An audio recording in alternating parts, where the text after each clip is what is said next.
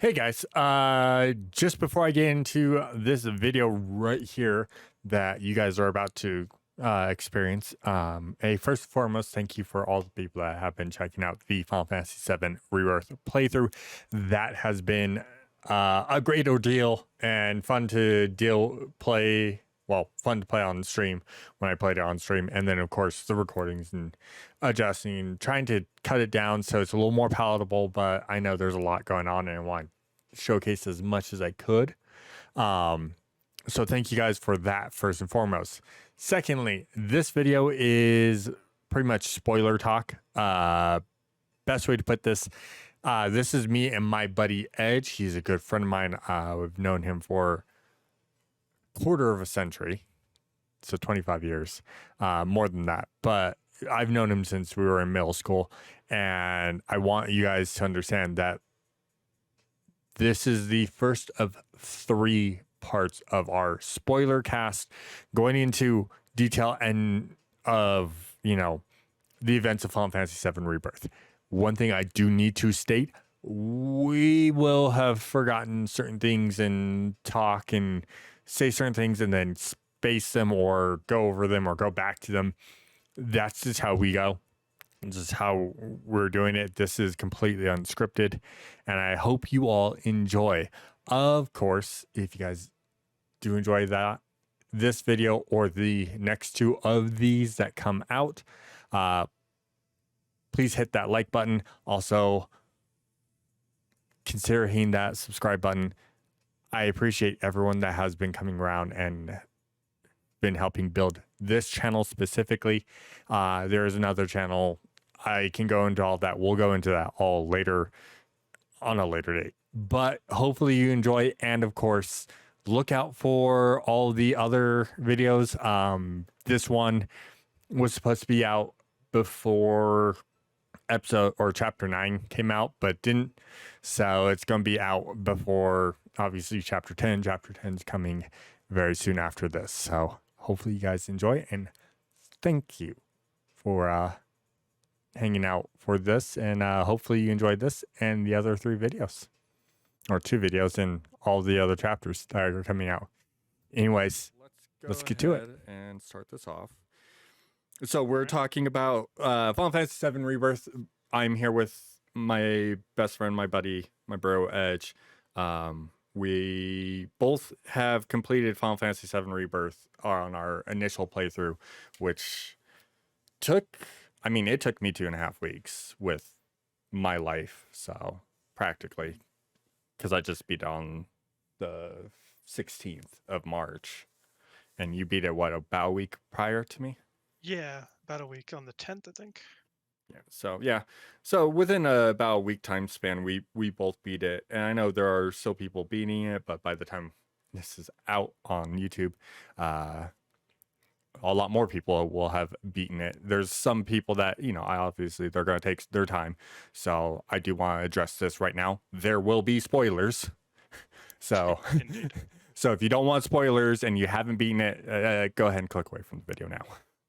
So, but yeah, we're going to talk about kind of our thoughts and our process, our thoughts and feelings of Rebirth, and what we're expecting going forward in the 3rd game, because we know there's going to be 3 games, but primarily focusing on Rebirth overall. Just our thoughts, our feelings, how we felt about the story, comparing it to the OG, because we both grew up playing the OG a lot, massively. It was probably if either of us still had our original discs, they'd probably be worn thin at this point.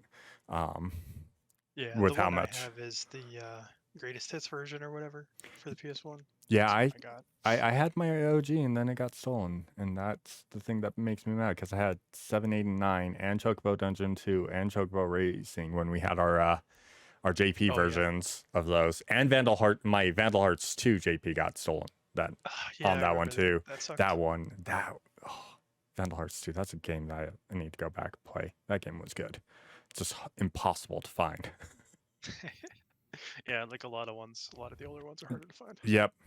Even Vandal Hearts was great, even though some of those fights you were like, oh, Oh, I built a character completely wrong. Well, I lost this fight. Yeah, time to restart. Yeah, or Uh, the last boss is like 5 minute cinema of your death if you missed the. Vagrant Story. Oh, Oh my. Vagrant Story. Yeah, Yeah, I was Vagrant talking Story. about Vandal Vandal Hearts. Yeah, Hearts, but yeah, Vagrant Story Vandal was Hearts. Vagrant Yeah, that Story's was a a different monster. yeah that. Well, I missed the timing. Time to just hit the reset button Yep. because I'm not going to sit through this 5 minute death sequence for the 50th time. I don't think I've never gone back to play Vagrant Story to beat it. So I thought I beat it once, but then never again. Because like after that whole like snafu and just trying to get through that, it was awful, man. Like just terrible. but you know, it is a Final Fantasy game. It is in Yeah, Ivalice. It is part of the Tactics and 12 series. Just it's not I called Final know. Fantasy. It's My just favorite universe. yep. But It's just a horrible game to play. I love the game, but I also hate yeah. the game. So, but yeah, so we're gonna get through everything, and I think the best way to start this off is literally starting off with chapter 1 and that bombshell of a start, because we're all like, oh yeah, we're gonna start up in the what Home sequence with yeah, Nibelheim flashback. Yeah. the Nibelheim flashback. And what do? They drop us going, oh, by the way, enter Zach. And you're like, what? That one threw me for a loop. How did you feel about that? Well, because yeah, the reason it got me right, and it opened up the whole thing that you're just like, oh, all of these people have been captured or killed, and like when you see like Cloud and Tifa and Barrett like marked off as like dead on the Avalanche hit list or whatever for the terrorism thing, I was just like, okay, so that's new. Like, and so we're playing as Zack, so it's like this has to be like a different timeline or something, right? Because like it set that up, and like that's the thing that came to me, right? Is like this has to be like a different Mhm. timeline. Yeah, and I So like, think that plays into, again, we'll reference remake every little bit, but that placates to remakes ending where we kind of see that some things were altered or changed from us dealing with the fate bringers of at the end of remake. mhm. Yeah, So the whispers. Yeah. yep. Yeah, it was a shocking start to this game.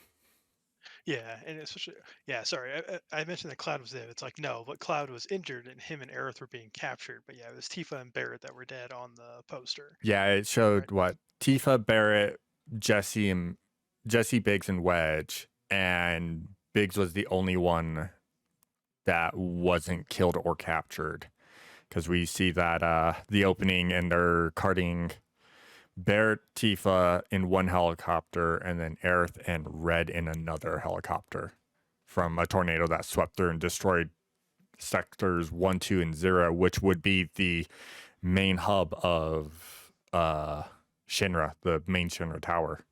Hmm. Yeah, So, which is what you saw like at the end of remake, right? mm-hmm. That game completely swept up and destroyed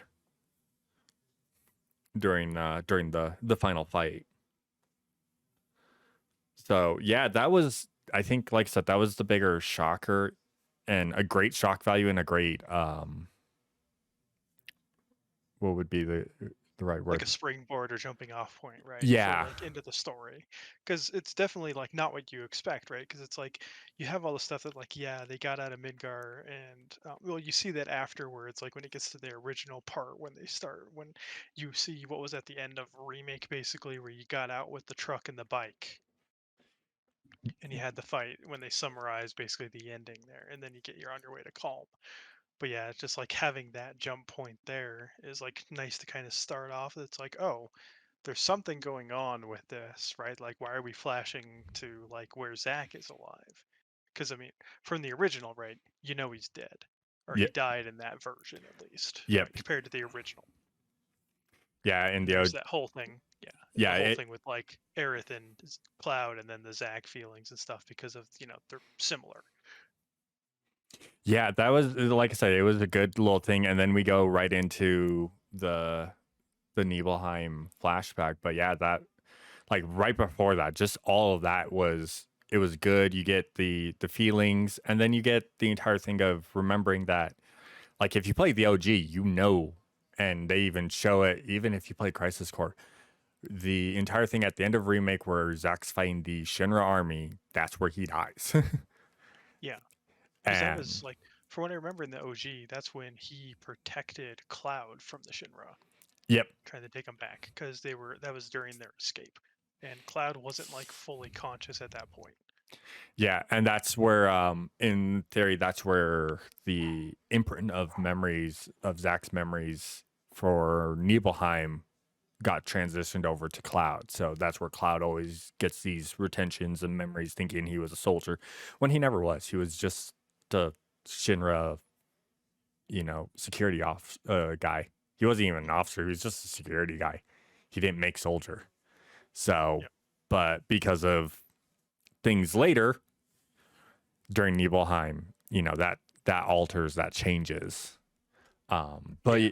but yeah, that like having that and going, okay, so we now know they highly allude in your remake, and then in this you really get the entire feeling of, oh yeah, we are definitely in a different timeline at this point. With Zack is not the same timeline, and Mhm. it gets even weirder, and we'll get to that point later when we end up getting to revisit Zack's little episodes that we get. And there weren't a lot in this game, but It's they like four 4 or ish. 5, and really most of them you didn't really control Zack. You kind of had a little control, but that was about it. But I think they did well with it.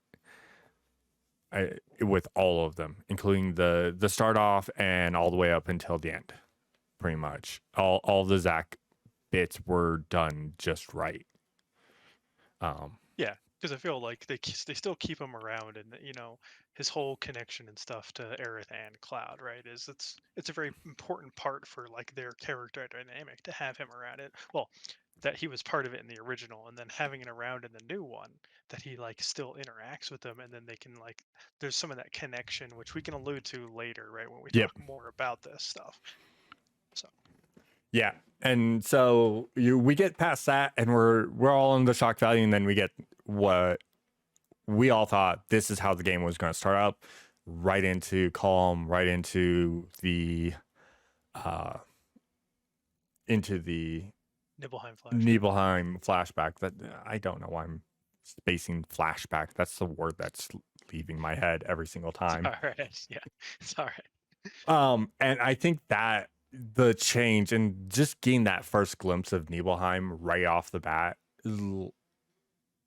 my childhood could not have prepared me for that. Like Nibelheim looked like that old rustic mount town. Yeah, exactly. Like it's how I remember and all the stuff that I remembered from it, right? Mm-hmm. Small and like having the manor and everything with all that. So like I mean, we can walk through like the beginning and go through the part of like that chapter, right? For all the different stuff that happened along the way, Yeah. right? Yeah, no, and like I said, I love that rustic setting and everything, and I loved how like it was 1-to-1 to the OG pretty much. For the most part, like the only thing that changed that I kind of didn't like was the boss fight that you had. Yeah, the boss fight Cause was interesting, an because interesting change. Yeah, because they swapped it in this one, right? Because in the OG, you fought the dragon, is what you fought when you had Sephiroth on your team. Yep. And then this time they changed it to the Materia Guardian. Yeah, the Materia Keeper, Materia Yeah, Guardian. Materia Yep. Keeper. Thank you, Materia Keeper. Yeah, so they changed it to that because I was used to the Materia Keeper from like the second time you go back. And Yeah. the reason is because like I'm an avid user of enemy skill materia and enemy skills. So like knowing where all the enemy skills come from, like in the original and stuff like that, and getting all that is why I have like a very good memory of when and where stuff is for that. Yep, because you're one of the few people that I know that always had like enemy skill mastered before you're like most people would be like, oh yeah, I need to go get this one. Where I get that? Or they'd be like, oh, I can't get this anymore because I killed that boss, and you're like, all right, I have it. What are you guys talking about? Yeah, it's one of those things. Like the enemy skills were extremely OP and super powerful in the original, and like skipping past them, it's never worth it. So, Yep. like to me, that's one of the things that stood out during the Nibelheim, because like even when I played it, I was like, I I remember the dragon. I don't remember fighting the Materia Keeper thing, and so there was that whole thing, right? Um, I know people complain about like the exploration stuff, like ever since like God of War and a whole bunch of other things where like you have the crawling through crevices and climbing up rocks and Yep. then the yellow paint debate thing. But it's like I've never personally had a problem with that because like even in the original you had some of like the jump point stuff that you had to do. Yeah, Less of like they're the climbing, but like you had stuff with like slides and other things that you'd have to well. go up and down and stuff like that, right? I always Ladders. state like even in OG, like there is a button to hit that would show you your exits Hmm. and where you came from and other exits you can go. So I've never complained about that. I mean, yeah, I get that exploration. People are kind of tired of it, but a lot of it, and including like the squeeze through spots and like the climbing spots with the yellow paint, something that I've always noticed, even though we have great loading on the PS5 and Hmm. it's quick, they hide certain load screens behind those to make sure that the game stays and flows well. That's a big thing there Yeah, too. and that was one of the things they mentioned, like in their dev blog or whatever thing, dev interview on that type of stuff, is like because it's only one platform, it allowed them to do a lot more and be more fluid with like their creation process of the game, right? Yep. That they didn't have to do a bunch of weird hacky stuff, and it allowed them to have like that full access to the world because like you don't really have a whole lot of loading. Like once you've loaded into the area, like everything is You're good to fluid. go. Yeah. Yeah, I And so think like oh, I these was little things like you mentioned are just like they're basically like small little load screens in essence to get you to the next part as it loads, right? And like that's how I feel it is, and I'm fine with that. Like it doesn't to me really slow down the game. yeah, no, it doesn't. I will say like I like the fact that we got the Materia Keeper there. I think it was a good change because we actually, unlike the OG, we actually had control of Sephiroth this time. So Hmm. this is now the second game because the first game was on the mobile game that just released. Ever Crisis, I think it's called, where you get Sephiroth as a playable character, and it's a young Sephiroth. It's not current Sephiroth, but this is like the first time we've had Sephiroth as a playable character in a Final Fantasy game that's not well. That's a Final Fantasy game because we don't count Guys as a Final Fantasy game. Yeah, fair. Yeah, or guys, good old Um, game. oh, and again, to that same effect, yeah, he's a playable character in Smash Brothers, but we don't count it in the sense that this is the first time in Final Fantasy that he Yeah, is a playable. mainline one. Yeah. Yeah, because I mean he showed up in like Kingdom Hearts and other stuff too Yeah, as a he's villain played and in stuff like that, Kingdom right? Hearts. He is a playable character in the Dissidia games. So, Yeah, but that's fair. Dissidia. Yeah. but yeah, But just the fact that it's the main line and it is still 7 that he is now playable. So that was kind of the nice big change. I say though for me the only thing I don't like about the flashback and just Nibelheim in general is the manner because they really just I get where they were coming from, but they streamlined it so much that I don't like that. I miss going to the second floor. yeah, no, that was the same thing to me. It's like the changes to Nibelheim Manor, like because you fought all the enemies in the manor itself, Yep. and like the basement was just where the lab was and where Vincent is, right? His coffin. Like that was Yep. those were the only things that were down there because it was the cave in that, right? And so you did all your fighting and stuff up top in the manor. And so they really did streamline it because like the fact that like the staircase is broken, you can't even go up top or Yep. anything.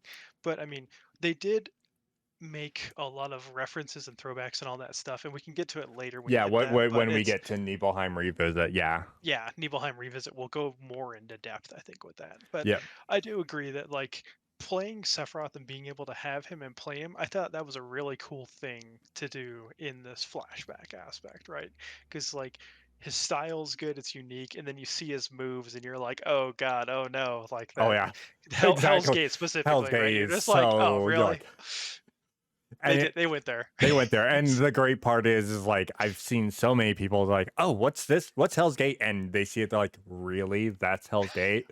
And people who have played like Dissidia know that's what Hell's Gate has. That's the name of the move. And you're like, oh, why do you have this move? I hate you so much for having this move because of trauma. Yeah, exactly. It's just like, ah, this attack isn't just physical; it's a mental attack too. Yeah, it's emotional damage. But yeah, and I'll even state, we had like during the flashback, we start off, we have Cloud doing Zack things really, for Yeah, those who it is know. Cloud doing exact things. Yeah, But and so like, I mean, we can talk. Do we want to get into the spoilers and ruin some of that stuff of like what the context is around everything going on in there? Because I there's a lot of nods and yeah, small there's a references, little but bit of like, nods. I will state this. The one thing I will state before we won't go too much into that spoilery is if you know when you notice when you notice something about one of the security officers. Mhm. If you know, you know. If you don't know, you'll find out eventually. I think that's the best way to put it. Okay.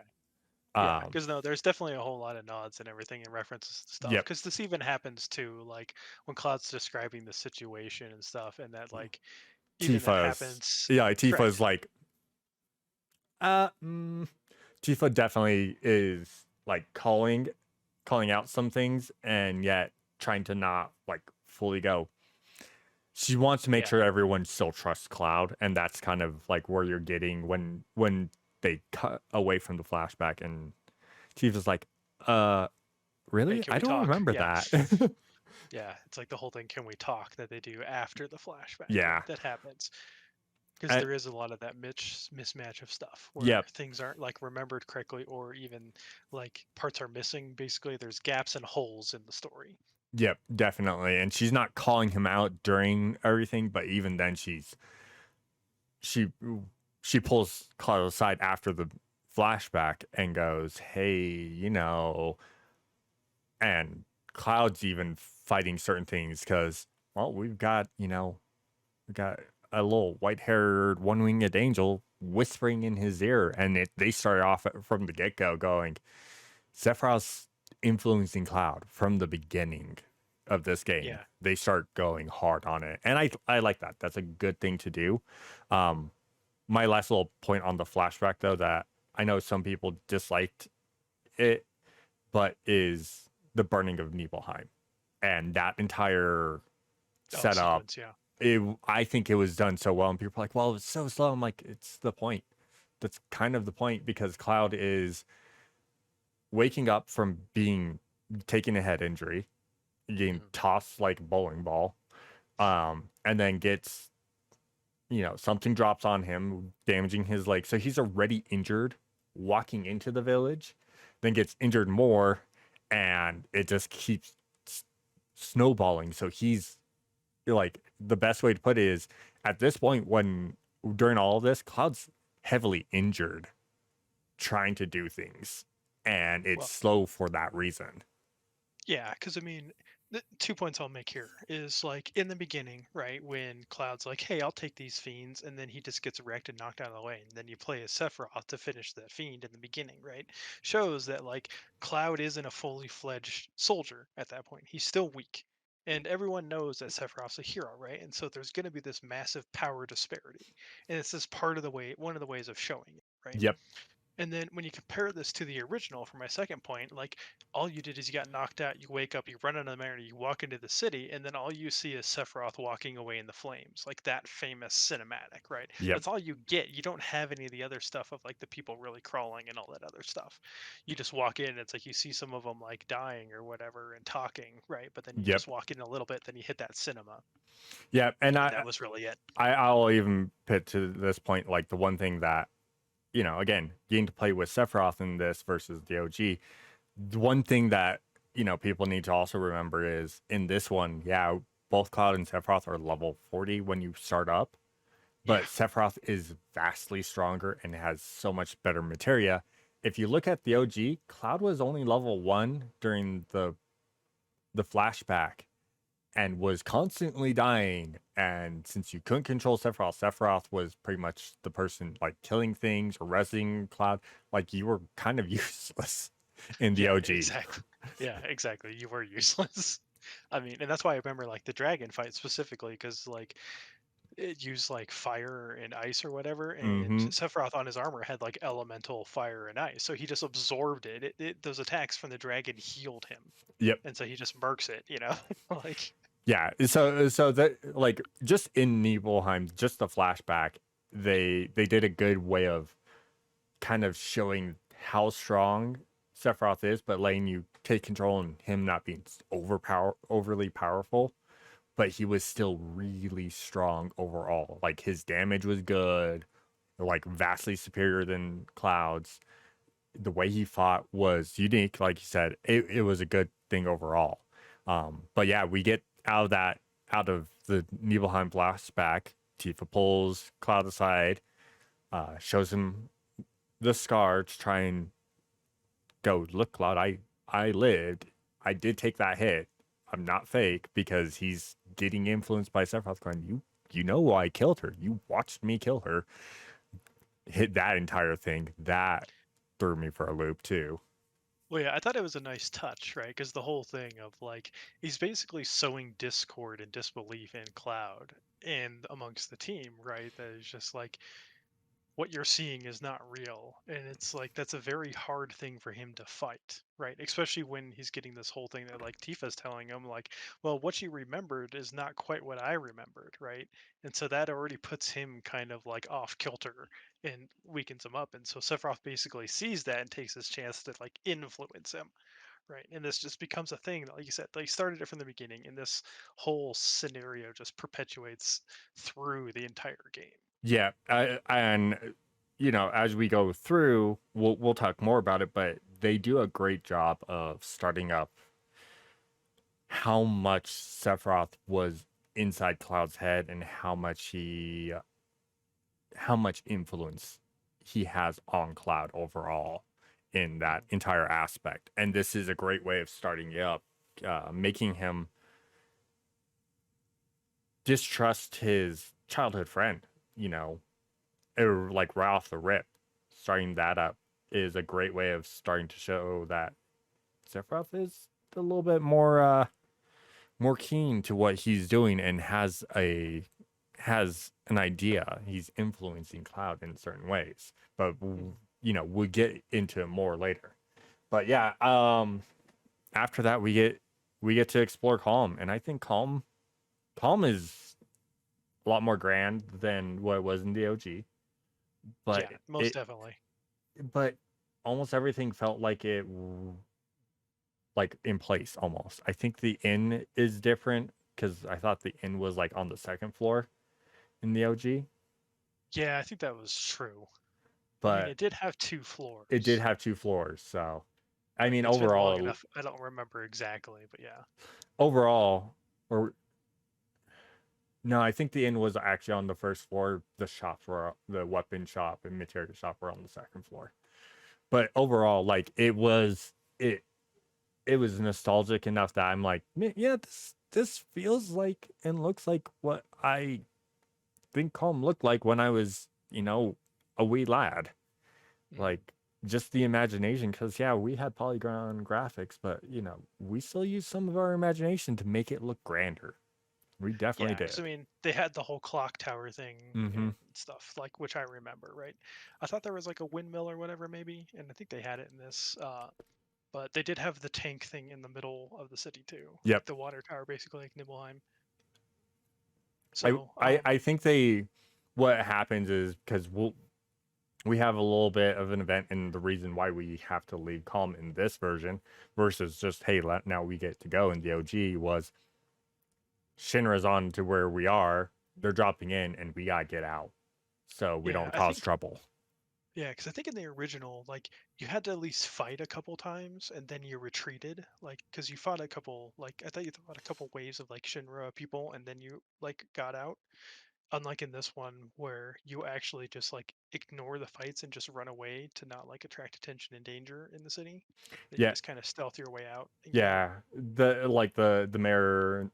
or the not the mayor, but the innkeepers, like, let's not cause trouble for Calm. Let's not, they're here. That's as much attention as we want. Let's get you guys out of here because we don't need more. We don't need the full force of Shinra coming in going, all right, we're taking over your town. Yeah, exactly. And that was one of the nice touches too, is like they used it as a moment to like give the innkeeper and create him more as like a character, because like he wasn't really there in the original, right? And Yep. so this happens a lot with like a lot of these side characters that just kind of show up and you like never seen again. And they did this in remake and they did this in rebirth, is they took a lot more time to flesh out a bit of these like minor characters to give them like basically story anchors Or into it. or create essentially new characters to Mhm. give better story exposition and kind of give us more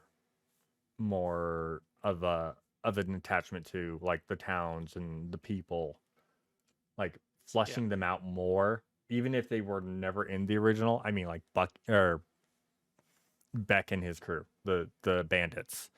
Yeah, Um, exactly. a group of guys I'm like, I can't stand you, but they were great comedy in remake, and they make their return in rebirth, albeit for just one area, but still they did really well in making you go, oh yeah, these guys, man, and they kept the comedy with them. They did well with a good comedy balance, and that's just showing how well that they developed, seven overall, even in the OG, was there's a lot of drama, there's a lot of darkness, but they also put in a lot of comedy, so it broke that tension, so you could laugh every once in a while. Mhm. Because no one wants to Yeah, be in the drabs depressed. and depressed the entire time they're playing the game. Trust Mhm. me, we all know. Yeah, But yeah. yeah, We kind of got enough of that with like certain other games do that a little too much, yeah, and that definitely. is that is a weakness. And I think that's something strong that they did in both remake and rebirth. Right? Is like you have these little bouts of like fun, good events or other stuff to break up these like really story heavy drama type moments. Yep, And that's something like they said they've continued to do good even in rebirth that they did in remake as well. yep. But yeah, so we escape. And again, I don't ever remember fighting in Calm, but I mean, it's been last It's time like I it's played OG was right before 15 came out, so it's been a hot minute for me. Yeah, for me, it's been even longer, probably like 20 years almost. Jeez. 15, 20 years since I probably played this game, the Yeah. OG. So it's one thing to go. I kind of want to go back and play it, Same. just to relive like that childhood nostalgia. But at the same time, like again, we get some really cool ways. This really cool way of escaping through the inn through a little dark area. We also got to have like our first like sets of like developing your relationship with characters, because all the characters now have like a like meter, like how much they like Cloud and how you're addressing them. Yeah, yeah, your like little friendship meter thing. So that was Yep. a nice touch that they did in Calm, right? Is like if you wandered around the city, you can find each of your individual partners and talk with them, and then like based on your answers, it's like it gives you different growth for them, right? Yeah, it's like 1, 2, or 3 points, so 1, 2, or 3 stars, and Yep. three being the highest. Doesn't mean it's going to knock them up a level, but it gets them closer to that next level. I think that was a really good thing, and they did state that, like in interviews, they're like, yeah, this entire aspect is going to affect a certain event later in the game, and Mhm. all the OG players know exactly what it was. And we'll get to Yeah. that when we get to that, because it's kind of the biggest point of why they put that in. And I do kind of hope that comes back. I don't think there's much after that point that we really need that, but it would be a good way uh of still kind of branching out and building up the characters and possibly having some other things that they can add into the next game. But Yeah, it's definitely one of those things like for the next one that they could find something to do that would use that kind of affects certain events or whatever with them, yeah, I can which would be already nice. see one event it could really affect of how that outcome goes, but that's a talk for another day. Um, Yeah, I have a theory of like an event it could affect too, but yeah, it's that's I neither here think nor there. you and I are thinking about the same. I have Maybe, this yeah. strange feeling, but no. So yeah, we get that. We get introduced to that. We get to have a little date with Aerith, which is how we find that Shinra's found that we went to Calm, which isn't surprising because there's Mhm. only one other town outside Midgar, like Yeah, readily that's even available. remotely close. Yeah. So they're like, let's give them a head start. All right, let's go hit up Calm because I guarantee you they're there by now. That's like how that feels, and you kind of get that. That's how that was. So yeah, we get the nice little escape, and then we get into that open world, and it was that opening of the door and seeing the grasslands for the first time. That blew my mind. Yeah, no, I really liked it because, like, when you play the original, right, it's just like, oh, there's this giant patch of green that you just got to run. There's some mountains and stuff, and you're just like walking the world map with your random battles and stuff, and that's all you really get, right? And so, like, outside of like the marsh, when you get to that point or whatever, with Midgar Somner, the giant snake just trolling around in there, it's like there's not much. You have like the Chocobo farm, and that's it. Right, the Chocobo Farm, the Marsh, and Calm. That's all it's Yep, really in that first area. And so, like, I like what they really did with having this open world aspect. Because, like, people complain about, oh, games have to be open world nowadays or whatever. It's like, no, if you played the original RPG, it was open world. There was overworld exploration, but there was just random battles everywhere. yep, Like, you would find some stuff, like certain little caves or events or other things that you can go do in the original. Like, some of that required different chocobos and stuff, um, which we can get into a bit more yep, as this progresses. But like a lot of that has changed from the overworld exploration. So like having it actually be out there and there's stuff you have to do, or you don't even have to do it, right? It's all optional. Like you can just blaze through the story and continue and just ignore all that other stuff if you don't want to yep. do it. You don't have to. So I mean, all the different stuff with like the special fights for scanning and stuff, the towers, you got your little what was it? Lifestream The live stream fountains. fountains. Yep, Yeah, then you have also the summon crystals, which I thought that was a really nice thing that like basically a famous summon or a popular summon that was in the area that you could find originally is the summon for that area that basically presides over it. I thought that was a really nice touch. They changed some of that with different ones, right? But yeah, it because does make sense because of where you get some of those things. Like the yeah, only one that comes to mind that actually changed was Kujata. no Titan too, because Titan wasn't in grasslands. I thought he was like a cave that you had to get later that you needed one of the chocobos to get into. He was in there, I thought. No, I thought Titan was the broken down reactor of Gunganga Was it? Okay. after you fought, because in the OG when we get to that, that's where you would fight Reno and Rude, and you could go to the broken down reactor, and it was either Titan or it was Titan.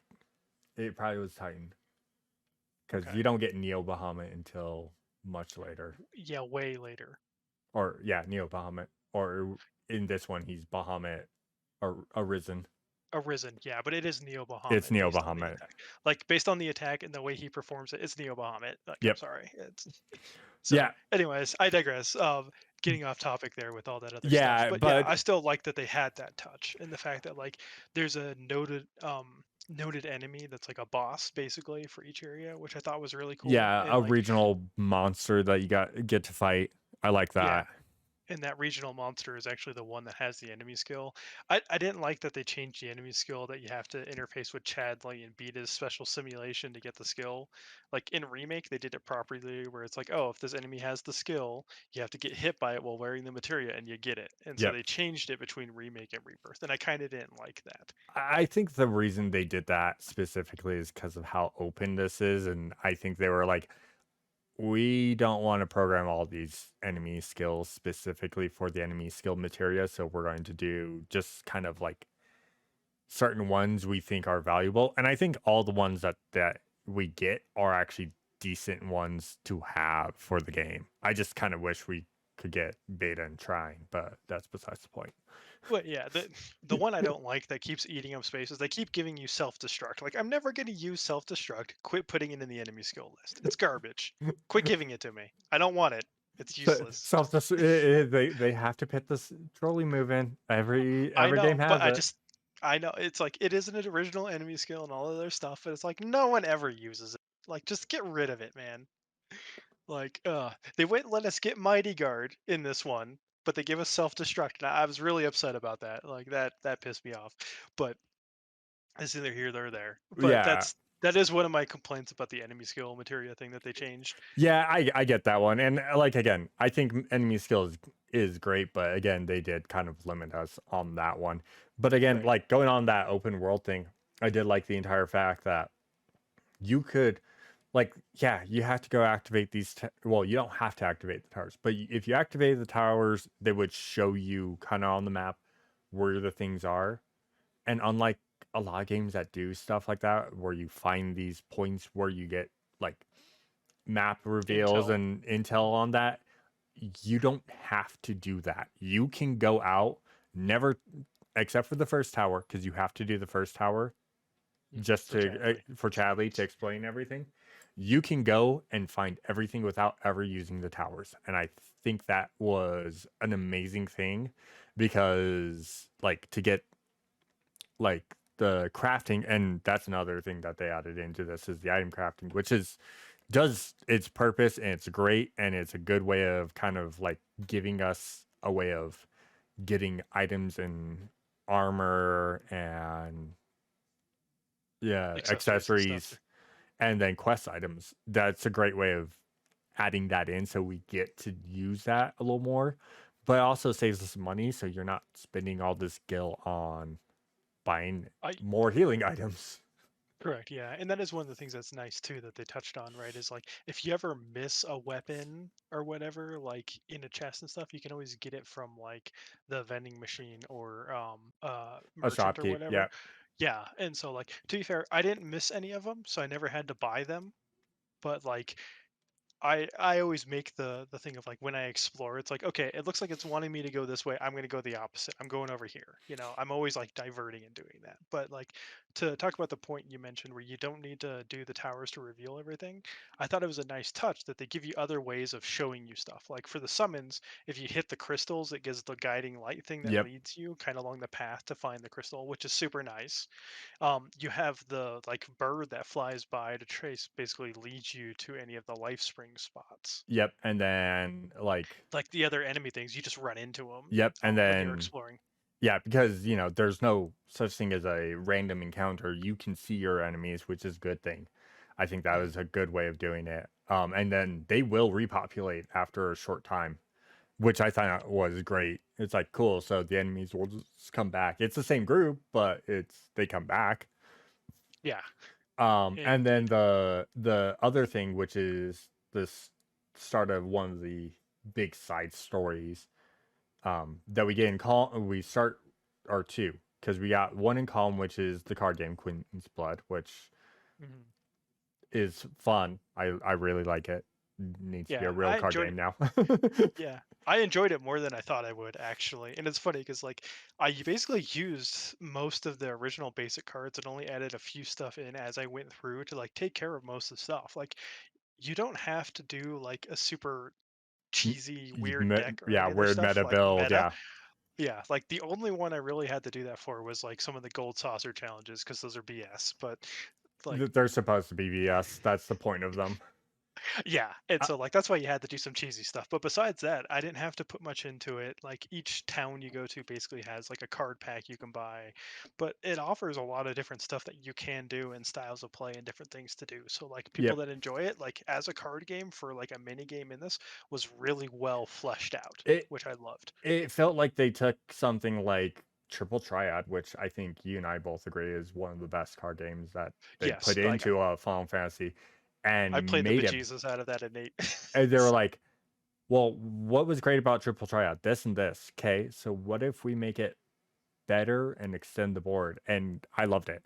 But yeah, the other big major like side quests, because these actually have like actual side quest stories, which I think are interesting. Besides Queen's Blood, which has its own little story, you also get the Proto Relic, which we'll delve into deeper what those are, or what the Proto Relics are. But they're a set of four specific Pieces of little armor, basically. yeah, but there are four specific regional quests that you can do that really kind of flesh out a little bit more and kind of give you this like little inkling to something else going on. Like the first time you complete that one in Grasslands, you're like, you get transported to a mystical weird like Japanese castle, and there's a Yeah, that's specific kind of industrialized. Yeah, there's yeah, there's a guy in red. a specific guy in red that you're like, oh, and if you know, you know. If you don't know, we'll spoil it later. But Yeah, we'll get there. But it's a good little introduction. They do great in the Grasslands to introduce it. And then you get to go from Calm. You're like, oh well, we need to get over to Junon, and you get to the marshes, and the boats are all like rotting yeah, wood and or destroyed, and you get this little note saying, "Hey, go check out the chocobo keep, the chocobo farm. They'll get you a chocobo," and that's where we get introduced to the chocobo farm for the first time. So I think that was a great thing, getting to see Chocobo Bill and his grandson Billy.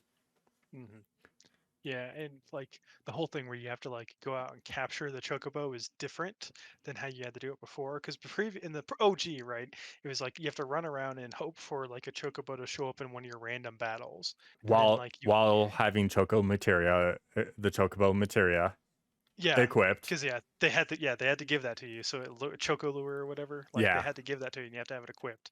And then like you have to kill the other enemies, and then you have to get the chocobo low. Then you have to feed it the greens, and then once it does, then it joins you. No, Is what you had to it's do. you had to throw the greens out at the chocobo, because if you attack hmm the chocobo, it just instantly ran away. But you had to feed the chocobo greens and then kill the enemies. But if you Okay, at yeah, any point in time hit the chocobo, it would attack you and run away. So you couldn't do like materia all fire on an enemy, because you'd hit yeah, the chocobo and then you lost the chocobo and you lost the green that you threw. And hmm sometimes if you didn't have the speed, the chocobo would move first and run away, and you're like, yeah. And that was one of the important things, right? Is like moving first, since in the old game it was just the active battle or the time based "Yep, bar, right? Is all the you have. ATB, hmm yep, So that is the one of the big things that changed, right? Is the whole active battle system, which honestly I think is good. Some people complain about it. There are qualms and stuff about that, but I can save that for like an overview thing yeah." later or We can whatever. save that for a little bit So, later on that. but yeah, I thought the chocobo thing and how you catch it in this was nice, and then you get the whistle that you can kind of summon it anywhere, and it summons it for everyone, and you just kind of ride and stuff. Um, the only issue I kind of had with the chocobos is like when you summon them or like you get to an area that's kind of small, like people will be blocking your way on the chocobo and you got to like force your way through them. Yeah, that Or like I'll get off the chocobo to go like do something, but if I hit the button too wrong, I climb back on the chocobo, which was kind of like annoying. yeah, But that's just like a those are minor thing. two minor annoying things like that. I'm like, get out of my way, people, or I get off to do like a life spring, and I'm like, all right, and then I push because I I'd have the chocobo sideways, and then I get hmm off on the left side instead of the right side, and I push forward and get back on the Yep. chocobo. I'm like, God damn it! Yeah. That was the big thing that I'm like, oh my god, those are the two annoying things. But overall, yeah, the chocobos were great. I liked how you had to get the chocobo, the first one. I mean, I think grabbing all the chocobos overall were Yeah. great. I think, The and little we'll mini get games. Some of them are kind of annoying, the but Junon that's one was the most well, annoying. I will state that. Junon. Yeah, Junon and Cosmo. Those are the most annoying Oh ones. yeah, the Cosmo Because one it's was the mine carts. Like the yeah. mine cart thing is ugh. Oh, I That shit hated was those. annoying. But yeah, like it is nice too that like your chocobos you can run in the battle with them, and then like once you complete and finish the battle, your chocobo comes back. Yep. That was a super nice quality of life thing. That's like, oh, I don't have to resummon it because it'll just come right back because I was on it previously. Yep. All right. And then Started like, combat, and yeah, and I mhm, liked how Cloud jumps off of it. And let's go ahead and get it out of the way. Red on the chocobo is the most Hilarious. precious thing I've ever seen. I love it. Yeah, and that's one of those things that like they had a lot of this in the original, like kooky, goofy moments, especially with Red, Oh because yeah, like he can talk and everything, and like people are always like treating him like a pet, and he's like, I'm not a pet, you know. And so like I'm an seeing these actual little, yeah. yeah, He's not and a just like person, see, but he's not a pet either. So yeah, which is hilarious, and it's like seeing him ride the chocobo. It's just, oh, it's so good. Like I love it. And I do so too. there is a lot of those like goofy moments that they have in this game that were in the original too, like some of the stuff you have. And I thought it was great that they pay homage to it and do that type of stuff. Like super good. And it's super detailed, and it shows me that like when any type of like a remake like takes the source and they take all of the source and they do all these little things with it, that's a solid adaptation in my book. Yep. Like, because if you love the source material so much that you actually pay attention to all these little details and stuff, like heck, even the enemies that you fight in the region, I remembered all these enemies, like the little moo things that are like the squirrels and the Yep. holes that pop up and stuff. Yeah, I that would do. remembered all of them, right? Yep. Like, Would do random elements and you're like, ah, or they go in the hole and you're like, oh. yeah, and then you can't attack them and stuff. It's like you get a bunch of that, and so like seeing all that, and it's like, yeah, they kept the enemies in a bunch of the regions the same, Yep. was The super only cool and consistent. Like they're missing some of the other ones that are yeah. like super goofy and stuff, which I guess some people were talking about, but like I honestly, it's fine. I would say the only enemy like in the grasslands that we see them later, but the only enemy that's in the grasslands that we don't get that was usually a rare spawn anyways is the Joker. That Yeah, was in the grasslands and it was a rare spawn, and then it became common in the coral region coral. Yeah. near Gold Saucer, but it was a rare Mhm. spawn there, and I'm actually okay that it's not in the grasslands, like overall. But Yeah. yeah, I think that was a good thing. And then of course, like you said, we get the chocobo. We have to do a little race so they teach us how to ride the chocobo, which I'm perfectly fine with. And Mhm. then we go back to the marshes, and I think this is like one of my favorite changes, just because it doesn't cause so much anxiety. Yeah, no, definitely, because it is one of those things where it's like, okay, you're gonna have to fight the snake. But in the beginning, like in the OG, you never fought the snake because the snake was like what, level 30 or something, and Level he wrecks 40, you. really. Yeah, okay, yeah, like 35, because 40. yeah, he was way stronger than you're gonna be at that point. And so like in the original, you just have to run through the marshes avoiding the giant shadow snake chasing you so you That don't would fight to get to the cave. And yeah, it gives anxiety because you're just like you're barely faster than it and you're just like, come on, come on, come on, come on, come on. You know, just trying to barely race fast. faster on a chocobo, because your chocobo is like running through the marshes, and then the snake's like, "Hi, how's it going? I'm right on your ass. Don't let me Yeah. catch you. Don't let me catch you." Yeah. And then this one is just like you're going through the marshes and it's like, oh, we're on land. Oh wait, that's not land, that's a giant That's snake. a Oh giant god. snake. I think Yeah. that was a great thing. I like the fact that we get to fight Migar Somer this time around, Hmm. as it like the boss of the chapter going into the next chapter. Yeah, Um, no, I definitely like that because it was just like it's one of those things. Like the only reason you go back to Midgar Summer later is to get the beta enemy skill from him. That yeah, was it. That's but all you cared about. Migar Somer was actually an amazing fight, and like the ending of that fight, I'm just gonna go ahead and state the ending of the fight was even better, because in the OG, when you make landfall where you're supposed to go, you get a little scene where everyone walks up and there's a Migar Somer impaled on a tree. And everyone's like, oh my god, what happened? And Cog goes, Sephiroth did this. Yeah, And in this one, we actually have to fight the thing, and we get to see it get impaled on a tree due to Sephiroth? Question mark. That's the best way to put it.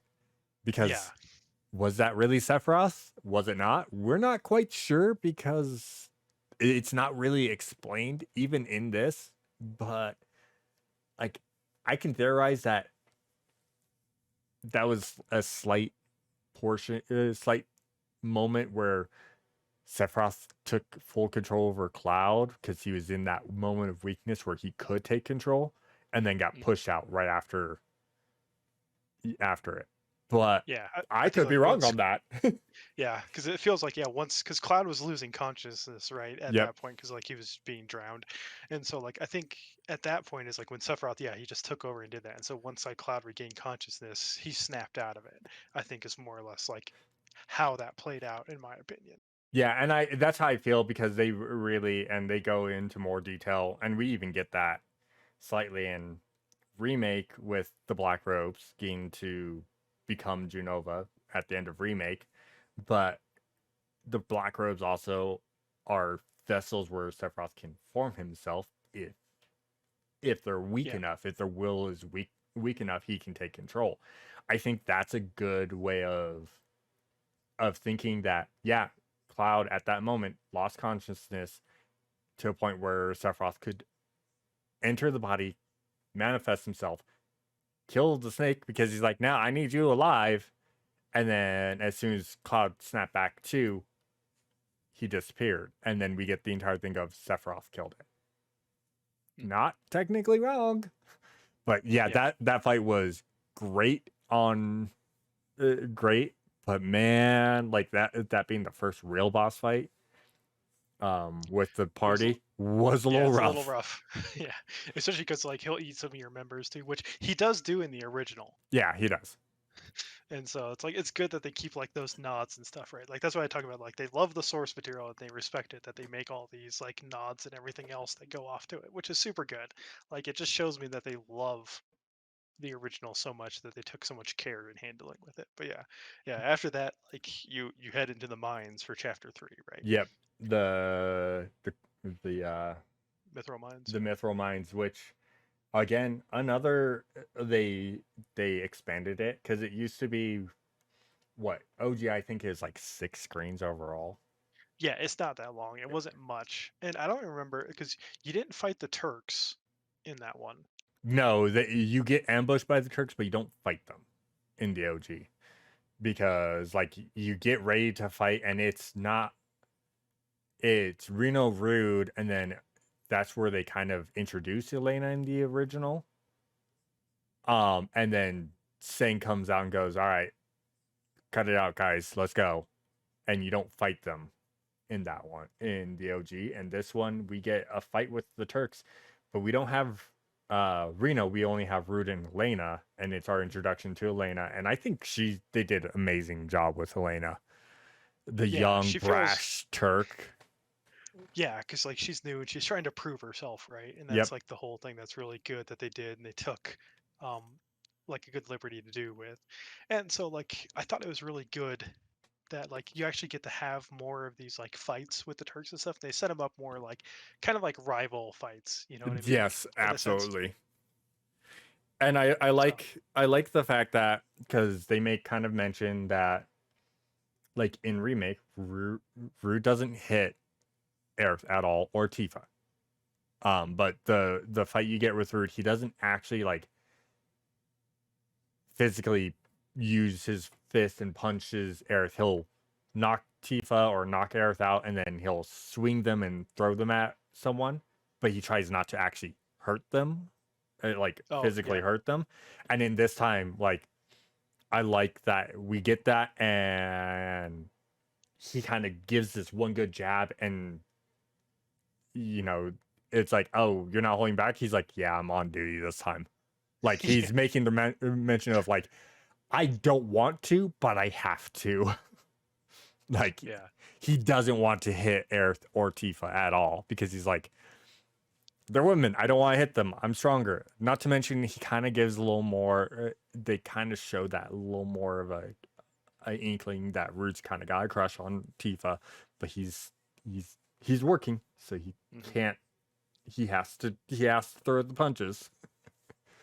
I Yep. think that was a great little nod. And Elena, like I said, I think they did great with her. Like her introduction and how she plays is so good. I love it. Yeah, it's good that like because each of the Turks has like a distinct fighting style, right? And so like she's different enough from Reno and from Rude, right? That you actually get to see that, and it's really cool that they actually like gave her more of like personality and a style, which they've done to a lot of like the other smaller characters in a sense, Hmm. right? Like everybody they did that with, because that even happens with the characters you play as in this game, right? Because like in the original, it's like, oh, everyone just has a basic attack, their limit break, and then whatever material you give them. There's like no real distinct difference between most of their Yeah, styles, their play styles. most of Like the them only ended up. difference is like, I was can they going. hit flying units is Yeah, like the only difference with their normal attack. yeah. Like that was the big thing. Most of them ended up feeling kind of like generic. Like the main crew felt generic. It's like your basic attack was that's their only identity is Claude swings big sword, Tifa punches, Yuffie throws shuriken, Barrett shoots, uh Vincent shoots with a rifle Mhm. pistol instead of a Gatling gun. And Kate Sith commands a Moogle to punch something, and Sid uses a spear, Yeah, he just pokes him with the spear. and then Aerith smacks things with a pole. And they did a great job in remake, and then into rebirth they build on it even more. Red's entire fighting style just made me happy. The fact that he's using his claws, using his mouth, he does the cool spin attack, Yeah, his which counter spin, like yeah, yeah, and his ability of being able to create a or build up a vengeance vengeance. meter from blocking, making him like essentially your second tank, because Barrett's a huge tank in remake and in Mhm. rebirth. Yep. Him and Red both have the highest amount of HP, um just like base off. And Red's like vengeance meter, and yeah, certain abilities are locked behind vengeance, but it works and it makes sense and it's good. Like Yeah. they Same did with like well any with of the him. other. Yeah, and like same with Aerith, right? Like in the first one, you had like her wards and stuff, but her ward, all of her wards weren't good. In this one, they fixed that and they gave her like the whole. We talked about this before, the Black Mage treatment from Final It's Fantasy fun. It's 14, 14, where it's yeah. like you're basically a turret standing in your ley lines, and like if you run out of it because of like enemy AOE's, you can warp right back to it. It's like super handy, nice little quality of life touches, right? I mean, you have all the stuff with Tifa, right, with like her chakra levels and like buffing herself and Yeah, then expending it for special buffing. attacks Yep. and stuff. And then like yeah, you have Cloud with this whole Punisher mode, right? And then like Barrett with his whole overcharge and normal attacks and stuff like that, right? Yep. So like every character in this actually feels unique with you play them, and so like it's good that like none of them are really like enforcing a meta that this is the only comp that works best or whatever. Like none of that really happens. Like certain stuff is OP or whatever for certain characters, but like I feel like every character has some stuff that is really OP. So Oh like yeah. no one really is like heads or tails above the others from my experience. Well, So it tells me they did really good with like creating an identity and play style and other stuff for each of the characters. and that's where like that's the big thing is like they have that identity, and of course how the ATB bar charges up for those for each individual character is different. Like again, Earth is really cool and like way better. I love the fact that it's now hold square for Tempest instead of Tempest being its own button. I Hmm. like that, where you can now warp back to your wards and everything to do stuff. But she's got the slowest ATB charge out of all the characters when you at base stats.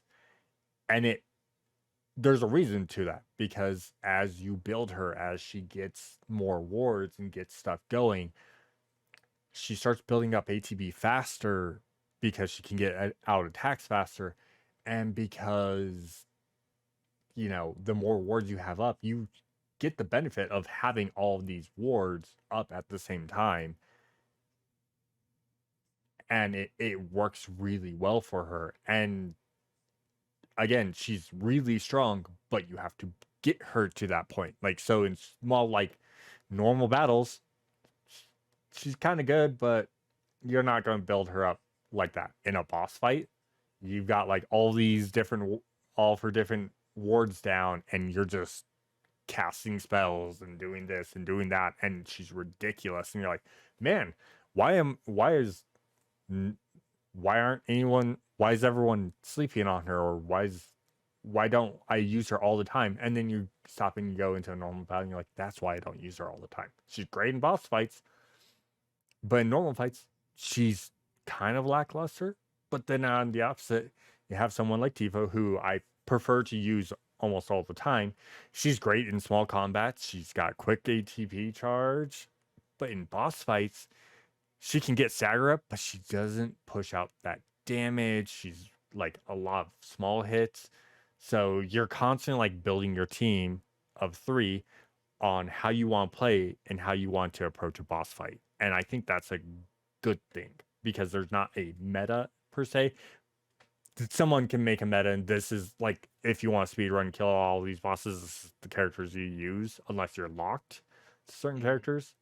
100%, I can see that. But overall, it's like you can play however you want to play with whatever team. And that kind of is an homage to the OG where you played with who you felt like you wanted to play with. You weren't forced.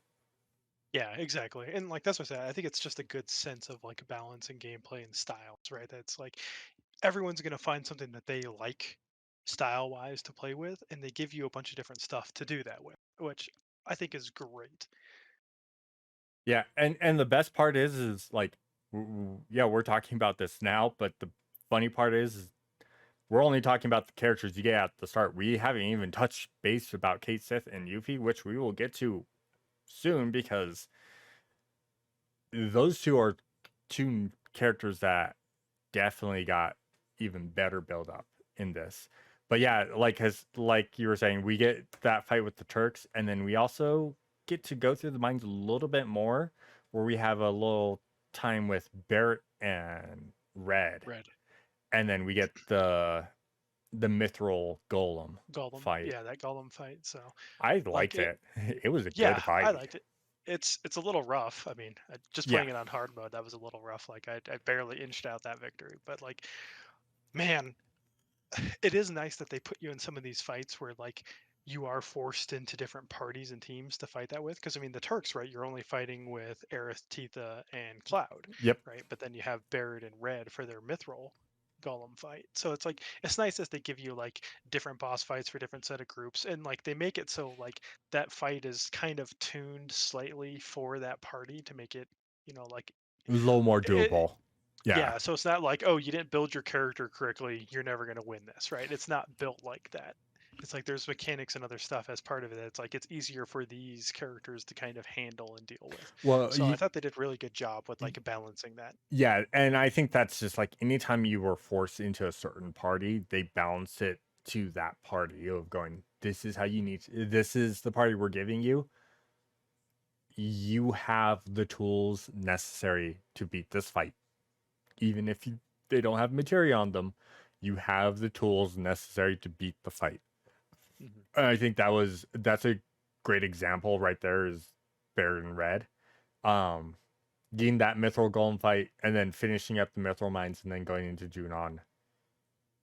I think that like that little section is short section, just like the OG, but Yeah, has a lot more depth to it than it did in the OG.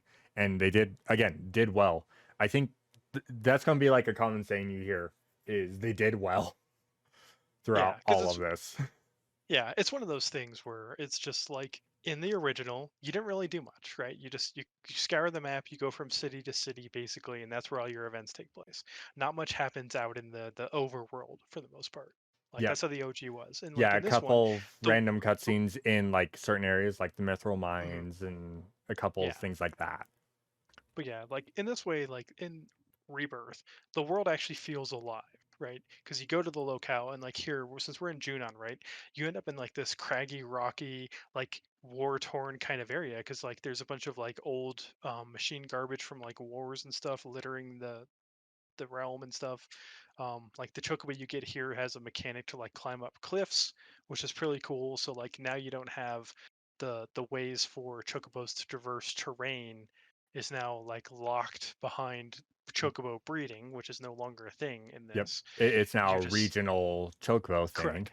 Yeah, it's now like a regional chocobo. Each chocobo has its own power type thing for interacting with the environment, which I think is like a really nice little thing to give like each environment its own like feel, right? That it's like, okay, this terrain, you have to interact with it, and the chocobo's the best way to do it. And so like getting all that, and then the whole thing, like right when you come out of the mines, the giant condor flies down, takes one of the black hooded guys and flies off with them over to Fort Condor. And it's like I saw that. I'm like, oh, that's the Condor from Fort Condor. And then what did they say? Oh, that's the Condor from Fort Condor. I'm like, Yep. hey, this is part of the region, because like in the original, you had like a river separating you basically that you couldn't traverse at that point to get down to Fort Condor. And in the original, Fort Condos are also where you get the Phoenix materia from Yep. completing the Fort Condor minigame. So what they did here in the Junon area, which I thought was super good, is Phoenix is the summon for that area.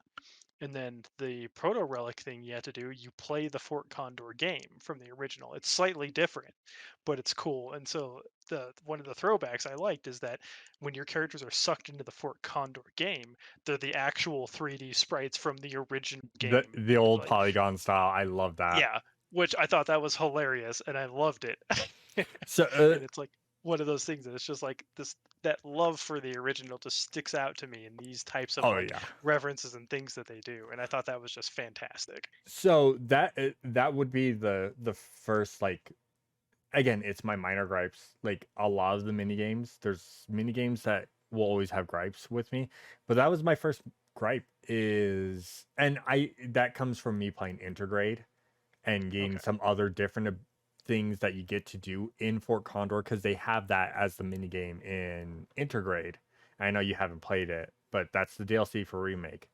Um, so getting to play it with that, I like the hero characters, but it pissed me off because I'm like, I just, if I'm going to get Fort Condor, give me the Fort Condor from Intergrade where I can do stuff, and I get why they did it this way for the Proto Relic. It was a minor, to me, it felt like a minor inconvenience. It wasn't horrible. I'm not going to sit there and say it was a horrible game. It felt, it didn't feel as flush as the game we got in Intergrade, but I get at the same time, I get where it was why we don't get that is because we don't have all that the build up that you can get in Intergrade where you can get different units and things like that. So being locked to certain units felt Okay. felt like chokeholdy to me.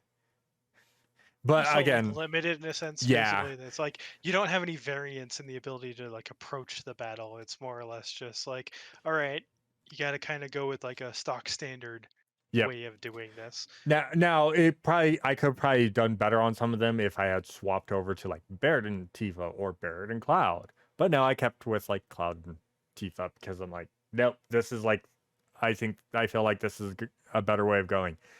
Probably wasn't. To be honest, I think Barrett was actually probably one of the better units. Looking at it, Well, going, yeah, he's a good range unit, like a really good range unit.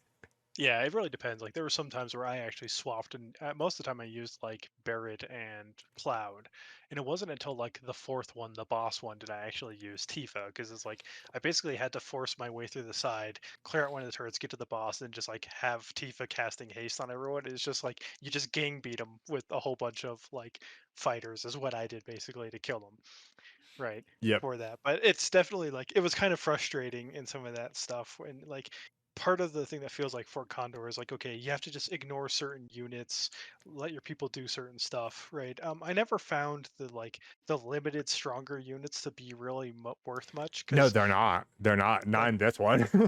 yeah, they don't feel worth it. Like the only other good limited unit is the clerk, because it's just like, oh, they keep them back and they can just kind of keep people alive, and that's it. But like the other ones, not Yeah, not worth it yeah, in my opinion. the 3 ATB tank Gunner range and or attacker, yeah. attacker, those weren't worth it. Like I used them. I'm like, yeah, they're useless for 1 ATB higher use. Yeah. No, I'd rather just do the twos. They got out quicker. They did their job just fine. The threes Mhm. were like the only time I used a three was probably the tank unit, and that's because it is only slightly better than the two because of its health. That's Yeah, it. it just buys you a little more time, basically. Yep. Like it's only good for like tanking the boss or the towers, basically. That's it. That's like the only time they're useful, and even then, it's like subjective. Like if you have enough units, that unit's just gonna, by the time it dies, you've already killed the tower or whatever. Yeah, So it's like you're whatever. bum rushing. But overall, like I do still like Fort Condor. It was a good mini game. It's a great mini game and integrate, and it's still a good mini game here. Just it like story wise, it makes sense. I just didn't like it overall. In Rebirth, again, I do like the fact that we do see Fort Condor, we do see the giant condor, we do get Yeah, it's off in Phoenix the here. distance. Yeah. Um, I feel like I wish we could go to Fort Condor, but at the same time, I'm kind of happy we don't, you know, because Yeah, that you place don't was a really little have to. confusing to run around in, and you had to go there before Junon originally. You had to do the Uh, first one. did you? Because I I thought you couldn't get across because it was the river, right? no, Because you needed the plane or like chocobo or no, car no. You could across the you could buggy. you could get across it. It was there was just one river that is like, oh, you can't cross this river, but you can still get to it. And it was like, well, I guess you didn't have to do it, but it was the first optional like area you could do in the original, because Hmm. you could go right there right after you got out of the Mithril Caves in the OG. Oh yeah, so you could. I'm thinking of there was the other cave that was cordoned off. That's where you Yeah, get like Eris level 4 limit break that you yeah, had to do later. That's what yeah, I was thinking of. But yeah, because I forgot in the original Fort Condor, yeah, you could get to it because you had to go fight like it was an enemy skill thing that you yep, had to go get. They basically were birds, but they looked like a weird cactus kind of. yeah, They those actually weird look like, things. Yeah, yeah, so they actually look like birds in this one, which was a nice thing, right? But that's why I remember. So yeah, you were right. You're right that yeah, you can get to the original OG Fort Condor, but you could only do the first battle. yeah, you don't get the battle where you get Phoenix. That's not until much later in the Yeah, game. much later, because yeah, you need to do like two or three. I think it's three. Yeah, it's the third one that you finally get it, but you don't even get that till way later in the Way OG, later. Yeah, which like makes it's at sense that point because Phoenix in the OG was OP. super OP. So all right, but Um, yeah, with that, then you go to Junon, right, or yeah, under under Junon at under this point. Junon, and we get the dolphin scene again, but they changed it, and I think they changed it for the better. Yeah, because like the timing on the original one, I messed that up so many times trying to get onto the bar or whatever. Awful. But let's like even go through it. Like in the original, we get to go to Junon, under Junon. We see the damage that Shinra's done to this small little town. You mentioned like the battle, and we get actually more history of that. That Junon was the Republic of Junon, which fought against Shinra and lost. So like Mhm. all these destroyed machines and vehicles are part of the war of Junon versus Shinra, and Shinra winning and then making what is now Junon, which I think is great. But we get the entire thing of getting to see the dolphin, seeing the girl that knows the dolphin, Priscilla. Yeah, Priscilla. Priscilla. And I think this is a great change. Is we're like trying to figure out our way up top, and then someone's like, "Oh no, someone's being attacked," and it's not Priscilla being attacked while she's out swimming with Mr. Dolphin. It's actually Yuffie being Yeah, which attacked. is yeah, it's super good that they put that in and like setting this up for later is like Yuffie in the original was an optional character and you could get her before you went to Junon. Like that was the earliest you could get her. Yep. But in this, like this is your first introduction to Yuffie at this point. And so like she's actually a mainstay character as part of this and not optional anymore. And so like this is where they put her in. Granted, the boss fight is still the same, the giant fish thing, in which I remembered this. The reason is because the stupid bubbles it puts your people in. Oh my god, I hated the Because they, bubbles in the yeah, OG, and I hate the bubbles in this version. yeah. And so the thing is, like in the OG, it's like you couldn't really, you could do it with physical. It was basically the Reno pyramid thing all over again, which God, was God. super annoying. Yep. But like with this, you have to use magic on them, and you can still kill it with normal attacks in this one at least. Like in the original, you couldn't really, from what I remember. Like the Yeah, character would they basically just drown before. you killed Because if I it. remember correctly, like every turn that passed or whatever, I thought they took damage or something. Yeah, it was something like 15% of their max health. They took that damage in the OG. And this one, it's just a constant damage over time. But you can break it with physical tax Mhm. in this one. The OG, you had so little time to do it that it just killed them before you could break them out with it. And I think there's a bug in the OG that you could Phoenix down someone inside the bubble and they'd be still trapped in the bubble and they Yeah, I just think there die was. again Yeah, I think there was that. Yeah, because the bubble just stayed on him. after death. You're like, But yeah, oh, yeah.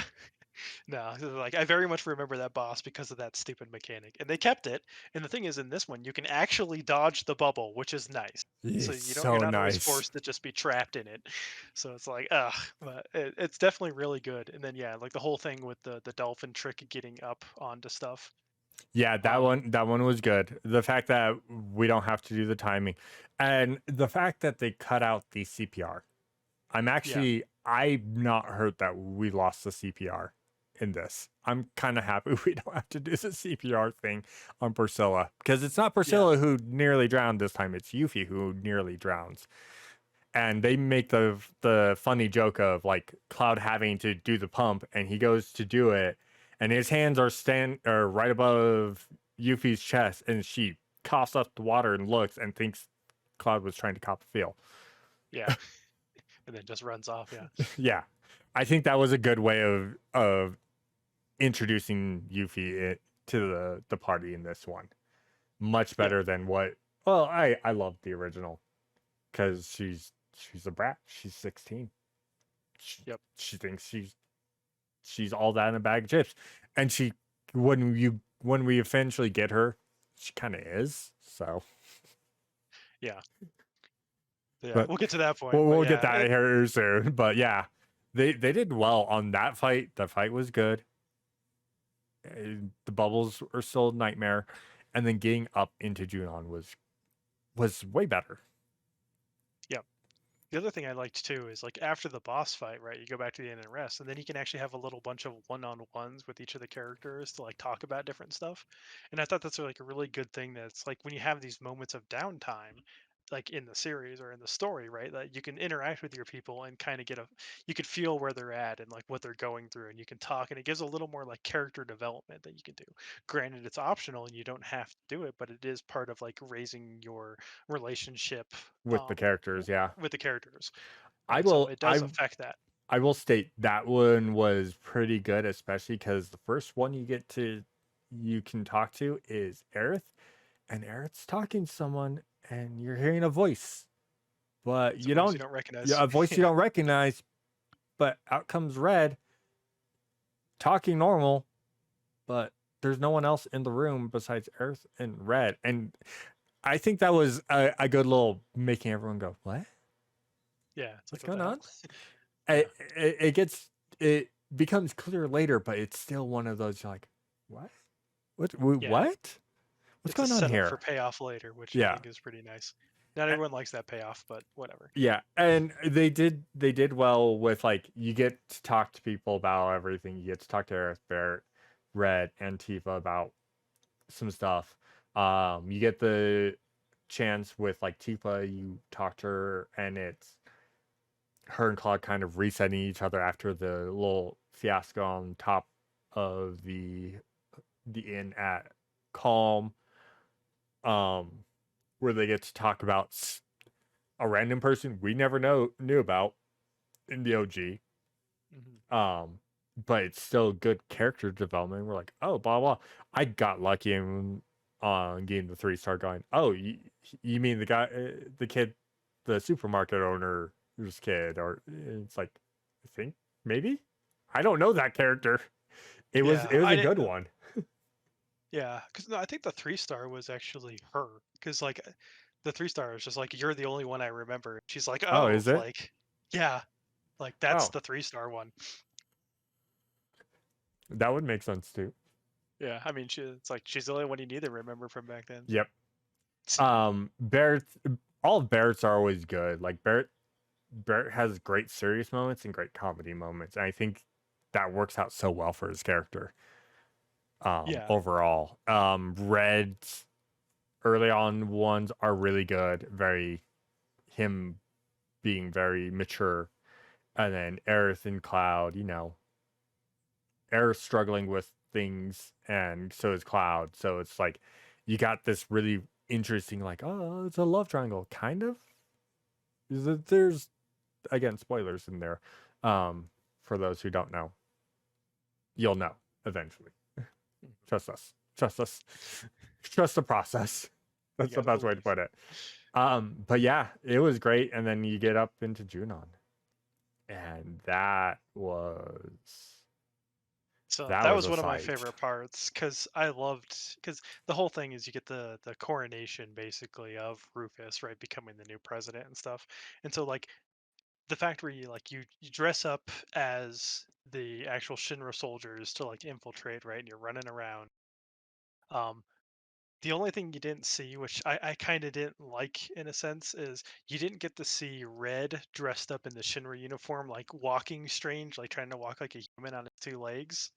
Like you didn't get it that in the infiltration. You do still get Barrett in the navy suit, which is good, and then everyone else in the costumes. But that was one of the things I was like, ah. But I'll give them credit. Like trying to force it is kind of weird for that instance, but it was really good doing the actual gathering of the troops people. Like, did you actually gather all 10 groups of people, or did you just get like the minimum five?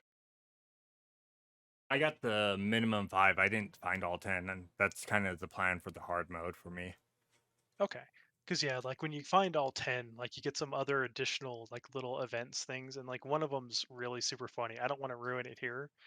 Um, Like if you watch my VOD when I was just doing when I went through Junon, you would see when I got all 10 of them, you'd see it. But I skipped it is the thing, and so it sucks. But trust me, the next time you go through there, find all 10 of them. Like you get some good little moments and stuff. And one of them in particular is really funny. And I don't want to spoil it here, but just do that. And so what that does, if you get all 10, you unlock different formations by substituting different groups in that give you a harder like performance segments, and so you can get the triple 3 stars. And so by getting that, like your performance is harder, but you can get more points and it gives you a bonus. And so it makes it better to try and win the president's commendation, which it's actually a little it's not a trophy specifically, but it's like one of the things you have to do for like a later collection completionist thing Yeah. is win that. So like I messed up the first time and so I didn't get the commendation, but I just got it on this playthrough. See, But I got the commendation with the 5, so okay, so yeah, you performed it good enough. Okay, yeah. so I guess it's not required for you to do the hard ones then. But Okay, it makes it easier, 100%. yeah, And I know people talk about like you want all 10, and I didn't find them. I'm like, oh, okay, I got the 5. I'm like, I started looking around, like, where are these? I'm like, I don't know. I don't want know if I want to run around for an hour trying to find all of them. And this time, I'm like, when I go through hard, I'm gonna be like, yep, no, I'm going to go get all of them because yeah, I it's good. actually liked it. I liked that entire segment. I love the fact that we get to be called captain. Um, there is, I know there is a little bit of an extra scene, because it's you, Aerith, it's Cloud, Aerith, and Tifa who have to that dress up as soldier, as the Yeah, the Shinra soldiers. uh security people. But you know Aerith makes the joke, 3 steps back. Apparently you can push your luck to try and get to one of the dressing rooms, and the girls get really mad at you. As Okay, Cloud. I didn't yeah, know about that, but I saw something of someone, they kept pushing, and you hear like Eric go, Cloud, what are you doing? And then he takes a step back, and then he gets closer, and then Tifa says something, he steps back, and he gets closer. I'm like, all right, I gotta do that on my own, but yeah. it's going to be something that's going to hurt you, like Probably your relationship. relationship wise, on those Yeah, characters. They're not going to. It's like if it's your first time through and you're trying to get people up, I wouldn't suggest it. It's kind of like we can even go back real quick to the Nibelheim flashback.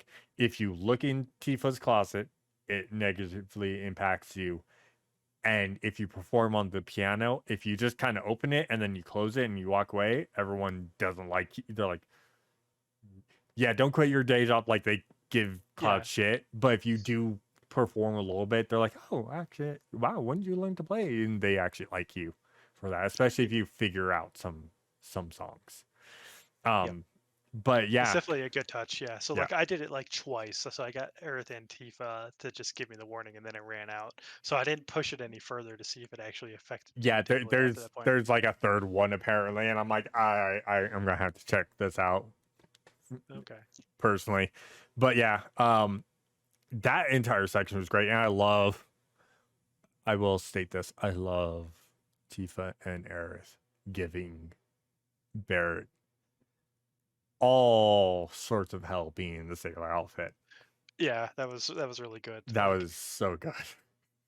I like a bunch of the because they added a lot of this, and it's part of the characterization thing that I like that they did in Rebirth is like they've got all these little like moments, actually like exploring the overworld and other stuff where you get some of that like quips that they did. They'll just like bully and joke with each other, or like back each other up and stuff and chat, and you get that too. Like if you just walk around and talk to them and stuff, and like these downtime, quote unquote, like sections of the game, which it makes the characters and their relationship feel more dynamic and deeper and It, more meaningful, like yeah, fleshed out and stuff. yeah, and again, you can go back to even remake. They did that, and again, them fleshing out Biggs, Wedge, and Jesse. And remake, they did a great job in that and making you care more and creating this dynamic. And then they cranked it up to 11 in Rebirth and making sure that all the characters literally felt alive. Like you were like, all right, I'm getting attached to all of these characters, whether they're minor or main casts. They gave us more to each of these characters. And again, we're only in Junon, and it gets bigger and grander from here because in Junon you do the parade, which I liked so much better than the OG. Yeah, The DDR brain loves it because it's like, all right, this is just DDR. You're doing it to rhythm and timing, but it's better than the trying to make sure you're getting the gun out and marching at the right pace. That was so rough. Like, that's it still was. rough. Yeah, it was so difficult because yeah, in the old one, it's like you had to remember what button took what position of your gun, Yep. and then you had to match what everyone else is doing, and then you have to make sure you're marching at their pace, and it was extremely difficult. Yeah, they did so well with this to kind of relieve that kind of stress, and I think it's done better. And then we get our second introduction to Yuffie, where we get to play her a little bit, um, with her trying to take out Rufus. Yeah, trying to assassinate him. And Heidegger, like this is really the only time we get Heidegger in this entire game. Is right there, Yeah, is during the coronation. yeah. I mean, you see him a little bit in some other things, but that's really it. Yep. Like a bunch of the other like Shinra executives basically get more screen time than Heidegger does. Which I appreciate that because he got a lot of screen time in remake, and this time it's like he's taking more of a backseat, which makes sense because he's not needed as much at this point. Yep. But he's got the screen time he has is perfect, and they kind of show that he does actually care about protecting the president because he takes a shuriken to the back pretty much. Yeah, yeah, he does. That I the fact that he takes that hit, even cringe. I'm like, oh, that's gotta It hurt. hurts. Yeah, it's like, ooh. Then from then on, you're stuck with like now chaos is in the parade, right? Because the Yep, president just got attacked, and so then they're trying to find like the infiltrators, and so you and your platoon, which is actually pretty nice. It's just Cloud and your platoon are like, hey, we got to get out of here. We're going to investigate and find the thing, and it's more or less your path to try and get to the boat to get out of Junon. And yep, it creates this like really nice little moment where it's like they're questioning as you're going down. There's like, oh, do you think the infiltrator is in our group, and all that type of stuff. And so it's like they kind of know, they right, kind at of the know. end. Yeah, Yeah, and you get down to the end, and then you have to do like your little fight with Roach, which I'm not a huge fan of Roach, but they just kind of introduced them because like I know in the original one, like when you did the bike game, you had like the red general dude on the bike was like the boss, and that's yep, basically who Roach was, right? And they just yep, gave him more and put him in the game more. And so like I'm not a huge fan of it, but it's like it's a nice little fight, and you have your duel, which is basically like a thunder dome duel where I loved it. I like the fight is awesome in the mechanic. I just like I don't like Roach is all, I but will state I'm on the fence on the side that I love Roach as a character. The fact that he was a new character in Remake and that he's come back, I loved him as a character because he's he's a very interesting character, and he's one of those characters that you either like him or you don't. That's just how he is. I like the entire thing of having a person that is kind of like Cloud's rival that doesn't call him, that's not like I'm here to kill you, blah blah. No, he's looking at Cloud like, my friend, let us yeah. battle to our deaths. What's wrong with you? I love it. Yeah, like I do like that he's like over the top and stuff because yeah, like even in Japanese, right? He's like my friend, oh, you're just like he's so like eccentric and weird. It's just, and I get it. It's just like, but he always comes during times that I don't like. I'm like, bro, I just want to get this done. Get out of my way. And like he's just frustrating in that sense. I'm just like, move, man, move. I get that one. You're in my way. I think that's the best. That's kind of why I like him, is he comes at the most inconvenient times. Like, all right, we're out, and Roach. God damn it, Roach. I love it though, and Yeah. I think the great part about that entire thing too is they explain, hey, you got these Shinra guys with you, and they all have their own health bars and like HP amounts, and yeah, if they die, they die. Yeah. So part of you is like, I don't want these guys to die. Yeah, exactly. Especially because like they'll use items and stuff on you and heal you and help you out in the fights as you're fighting and all Yeah, that you're stuff. like, no, And I it's don't like, want you to die. No, you need to stay alive. yeah, exactly. And it's like I was frustrated a bit with that, like in hard mode, because like you can't use items. So it's like Oh I'm my trying god, to heal yeah. myself, but I can't waste MP on healing them and stuff. And it's just like, oh, but like I didn't lose it. Still, there's that added anxiety because, like, I know in the original you had like the two other people on your team that were Shinra and stuff, and you couldn't control them, but they would like use items and stuff. Mm-hmm. But generally, like if they died, like another one would come in and replace them in the next battle or whatever. So there was like less, you cared less about them. But in this one, like you they're all talking with you and stuff and using items and stuff and all that, They helping all have out. a And personality, and you're like, yeah, I don't want you. No, I don't care if you're Soldier 4. No, you're Steve. Steve, don't die on me. yeah, like it very much like it puts you in a position like I would feel guilty, right, if Yeah, any of them died, because like you don't want them to die, because it's like you gave this impassioned speech earlier and stuff about how we're all friends, we're part of a unit, and we care for each other and stuff, right? And it's like it carries on, and like it leads to this good culminating moment where like you say goodbye to them, right, and they understand that it's like, yeah, you were the intruder. You infiltrated us, but it's like you're still part of us. You're still one you of us. you're You know, one we of us, view, and we appreciate you, and they still salute you. And yes, when you're then leaving. when they turn their backs, they're turning their backs not on you to go, we're done with you. They're turning their backs going, we didn't see anything.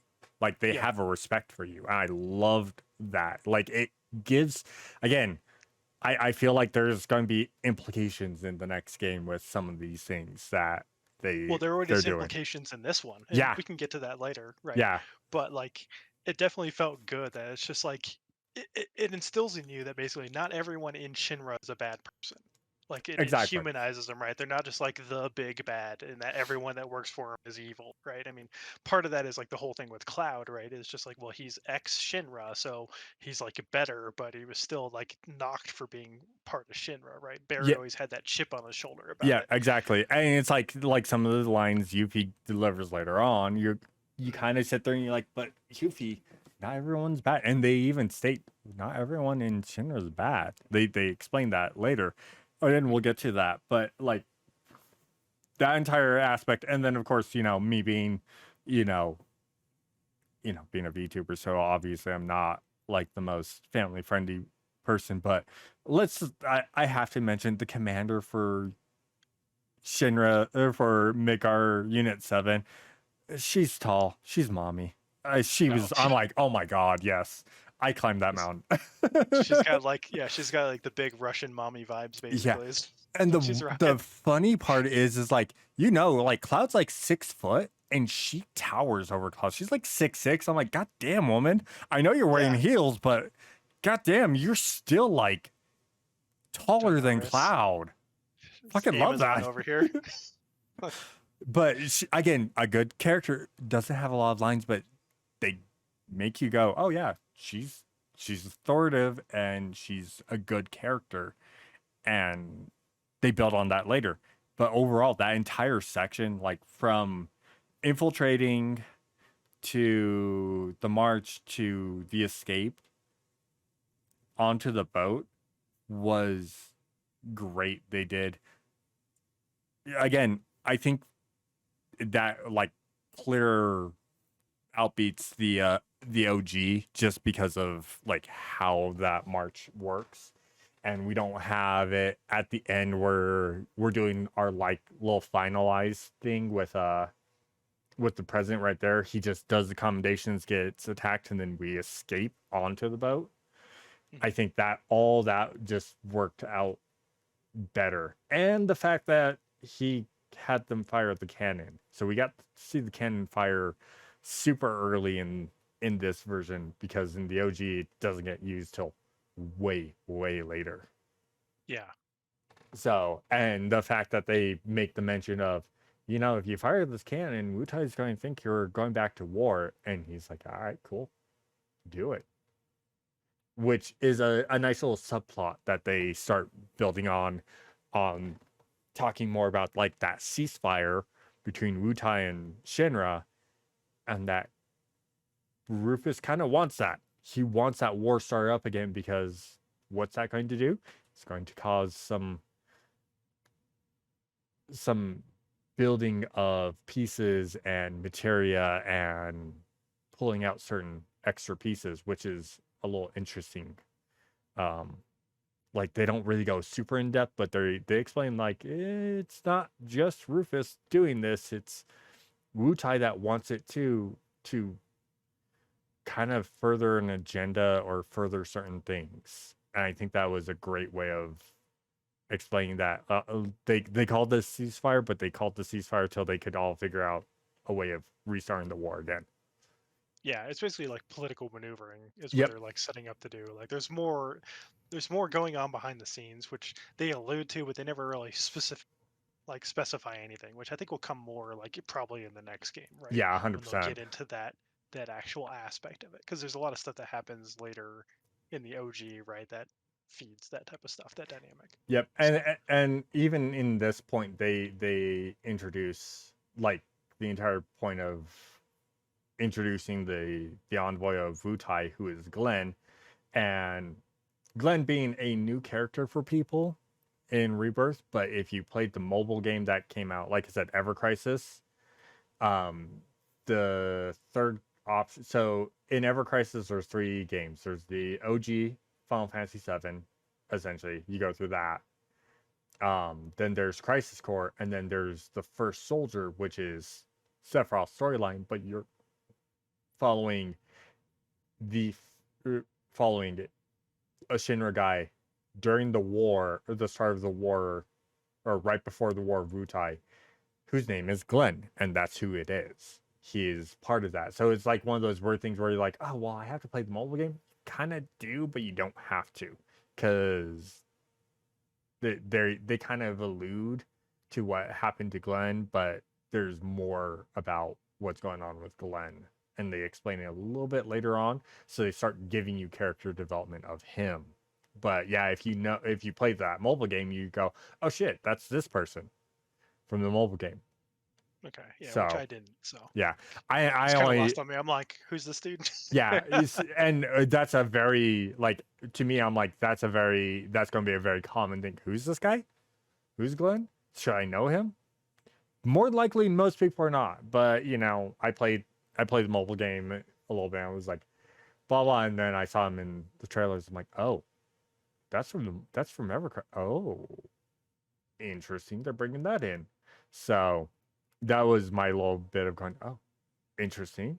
I wonder who else is going to show up from that, and if I need to dig into it more. But yeah, and then we get on to the boat. I think, yeah, that is the Yeah, that's boat. one of the things. Yeah, so then yeah, you're taking the boat across to the other continent, and so like once you get in there, I thought it was a nice change of pace because, like, in the original, you just kind of stowed away in the secondary cabins and stuff, and then you only like wake up during the attack, Yep. right? Yeah. And so, like, in this one, they give you the little added thing that you can, like, now with Queen's Blood, they're like, oh, we host a tournament that everyone can like compete in and stuff, right? And Yep. so you have that. And the funny thing is, like, you can actually option, you can forfeit it. So if you don't want to play it, you don't have to, I figured as which is much. Yeah. nice. Yeah.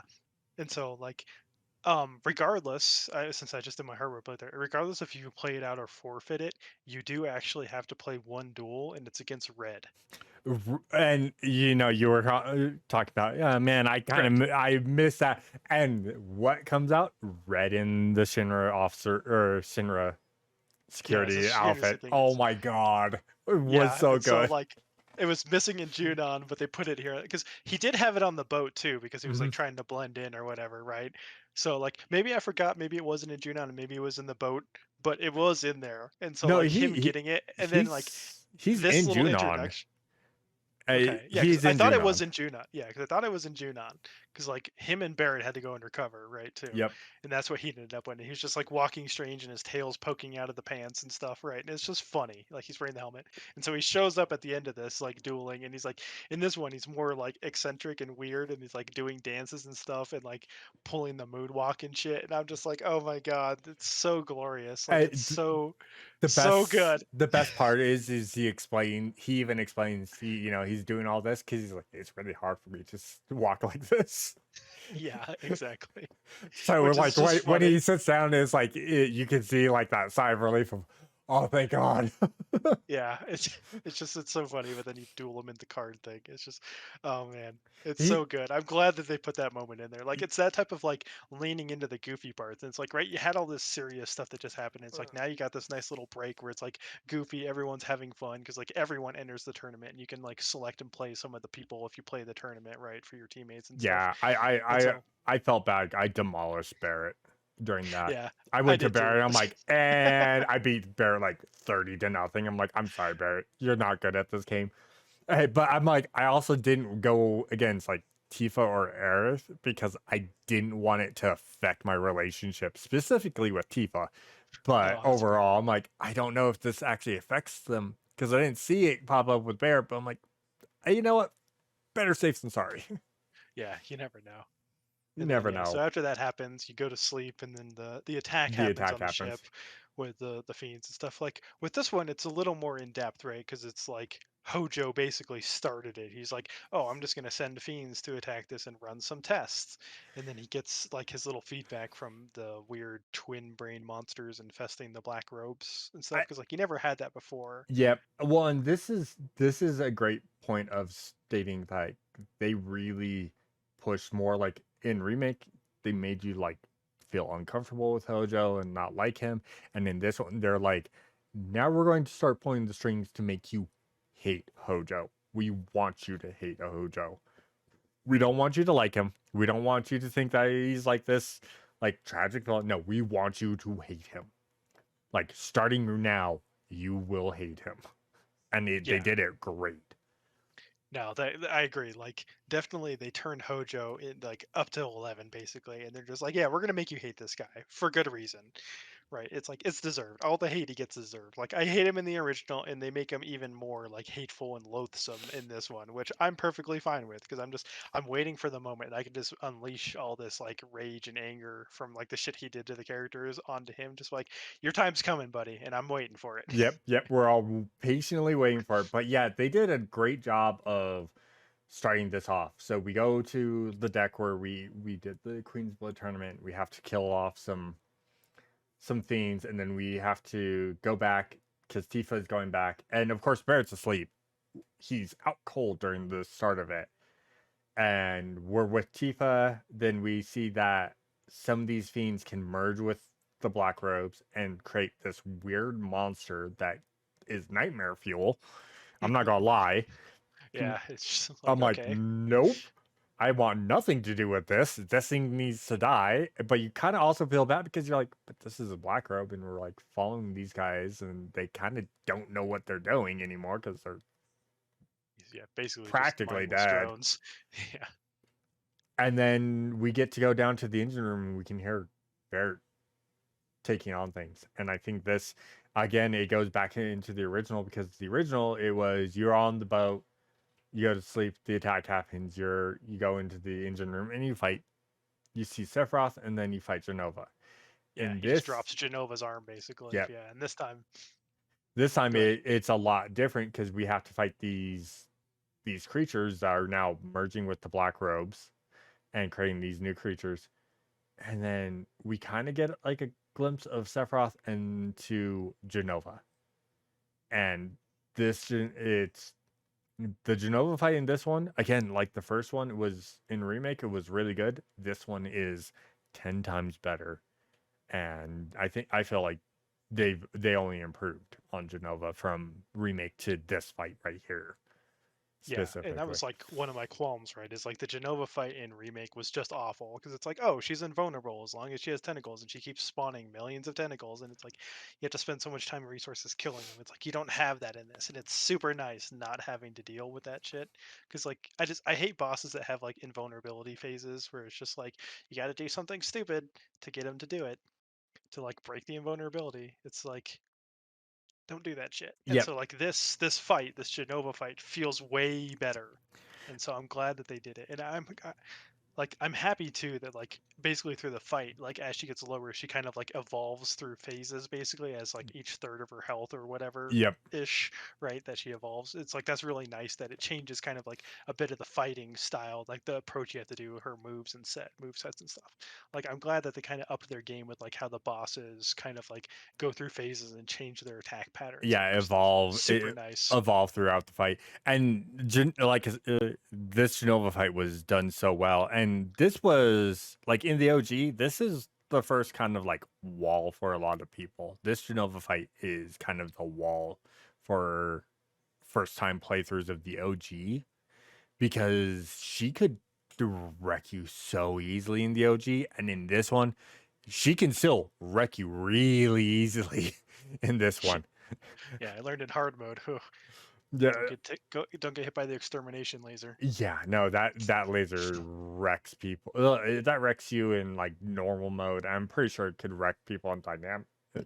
I think Yeah, easy is the only one that kind of gets a pass off. with it, because normal, like, the funny part is, like, so Edge played it on dynamic, I played it on normal, Yeah, and I played dynamic, like part of it through normal, and the other part on dynamic. I forget where I swapped at some point, but yeah, like definitely difficult. It was like, what the heck?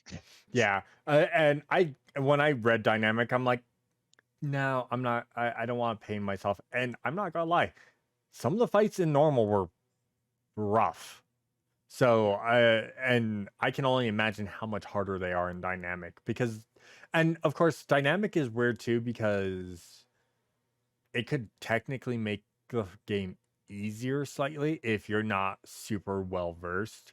So dynamic kind of ranges between normal and essentially hard without removing the ability of taking away your items.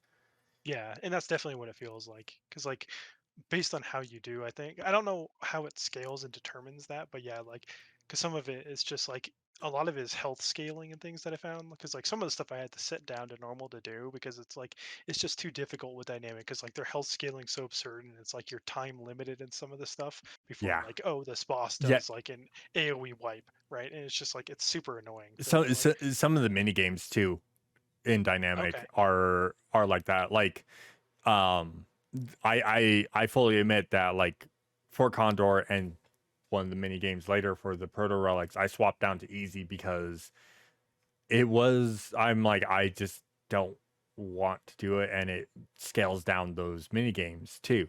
It doesn't scale down okay, certain some of the it doesn't scale with some of the other mini games in the Gold Saucer, but mhm, like the overworld Proto Relic stuff like that, it scales those okay, specifically.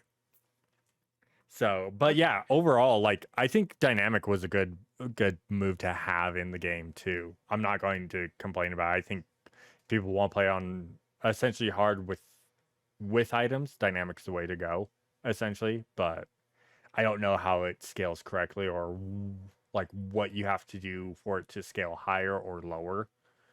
Yeah, So I'm not sure either. but definitely one of those design decisions. But yeah, that definitely like this Genova fight was a checkpoint in the original, like especially because of her bubble breath attack that just wrecks everyone. Like that's also an enemy skill, by the way. Aqua breath. Um, Yep. yeah, aqua breath, like getting that, and so like yet again, it's just like, oh, it hits your whole team for like water damage. So if you don't have like protection for water and stuff, it's gonna wreck your party. And But like, at that time in the OG, there's only one accessory, and it costs a lot of gil to yeah, get. And so most of the time, you only had one of them, unless you farm for gil. correct, yeah. It's definitely one of those things. So, but yeah, like after you get that, the one notice thing I did like that it's a nod to the OG is like after you defeat Genova, right? Sephiroth actually drops a part, and it's Genova's arm, which he did in the original, Yep. right? Because like every time you fought him, he dropped a different part of Genova, basically. Yep. And so I'm Exactly. glad that they kept that like nice little touch. It's a little nod, and it's not like outright specific as much, but like I did remember it. I mean, same with like the black cloaks. Like they were in the original, but I guess their cloak was like more bluish indigo kind of, not quite Yeah. black. And they look kind of like worms because they're just like the polygons, the shape, and they're just like and they just like grunted and didn't do anything. So, but But even seeing him in like, this, they do a little more with it. yeah, and they do a lot. Like they build up on them more, and it's not. It's the entire thing of, yeah, we saw Genova, we saw Sephiroth drop the arm, but it wasn't just like it was Genova's arm that turned into Genova. It was Genova's arm combined with a whole bunch of black cloaks Mhm. to create this Genova. And I appreciate the fact that they're taking the time to take these black cloaks and make them a little more integrated into the story of, like, a Sephiroth can only appear with a black cloak. He can Mhm. help summon, or Genova can be summoned from a black cloak. Like, the black cloaks have a lot more meaning than just they were there. Yeah, no, most definitely. I agree with that. So, and then, yeah, after that, we also get a little bit of character development for the captain, who kills a couple of the black cloaks right before the fight because he's like, these guys are causing the issue. You're not wrong there, but he also had a conversation with Hojo while he's trying to get help, and Hojo's like, "Oh, I'm sorry. Yeah, just deal with it because yeah, you're gonna have to deal with it because I'm doing an experiment. So good luck." Yeah, Like, Hojo literally told him like, "Mark yourself, your body, so I know who you are." yeah, Mario, Like yeah, that's how little compassion and care he had. yeah. He's And the like, other thing too was nice that is like Yuffie basically infiltrated by being one of the Black Cloaks. And yes, earlier, like if you were paying attention going through the liner, like you can actually hear her because she's like locked in there, and like she's got the motion sickness, right? She's like, ugh, right, and she's in there with the Black Cloaks and stuff. And so, like, as you're wandering through this, like, if you go near the door where she's staying that's like locked and stuff, you'll hear her occasionally. She's like, "Hey, let me out!" It's like these guys are really annoying and all this other stuff. And like sometimes she'll be sick, so they still had like that nod to the original too, which is kind of nice. I will state I like that they kept that little aspect of Yuffie, that she's okay on chocobos, but she does Yeah, not like any vehicles. vehicles. She Yeah, gets motion sickness really easy on vehicles. yeah.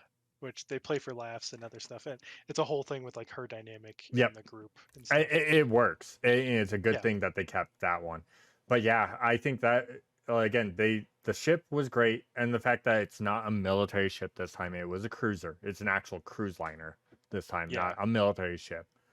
yeah. Because in the Um, original, yeah, it was just the military ship. yep. And then we go to Costa del Sol, which is again a brand new rendition of Costa del Sol. They made it bigger. Um, But they also gave you a lot more to do because like yep. in the original you just like Costa del Sol was the stopping point where it's like you stop, everyone rested, they chatted a little bit about where to go next, And then you left. right, and then you left. Yeah, like it was basically just like a passing little thing. Like you didn't really do anything there. It's like, yeah, you could see people at the beach and stuff and go down or whatever, and like you see them drinking and stuff, but you didn't really do much. In this one, we get the entire thing of, we get introduced to Johnny again because Johnny Yep. made it out of Midgar. He's got his little hotel, which is run down, which I love the fact that it's like it's on loan essentially, and he's Well, working for from the the mayor, yeah. mayor to pay it off. So and it's run down. It's like a horrible place. It's I could see the potential. Yeah, it's just a Um, shack basically. he's got side quests which you get to actually start reviewing, seeing that come. Renovating it, yeah. Yeah, but we get Johnny and all that, and then we get to go about where while Tifa and Aerith and Red hangs back are getting ready to go to the beach. You and Barrett go out. You have to do a couple things with Cloud and Barrett, Little mini games little mini basically, yeah. games. Barrett's still wearing the sailor outfit, so he doesn't have a swim outfit to go to the beach because you have to get a different outfit to go to the beach. Cloud gets two. We get like the Hawaiian shirt with the shorts or just the swim trunks, Yep. and him being like the beacons of Gondor have been lit. Yeah, it's pasty white as it can be. Um, Yeah, another thing is like you can run into Yuffie, who's just like running as an ice cream vendor thing, because there's yep.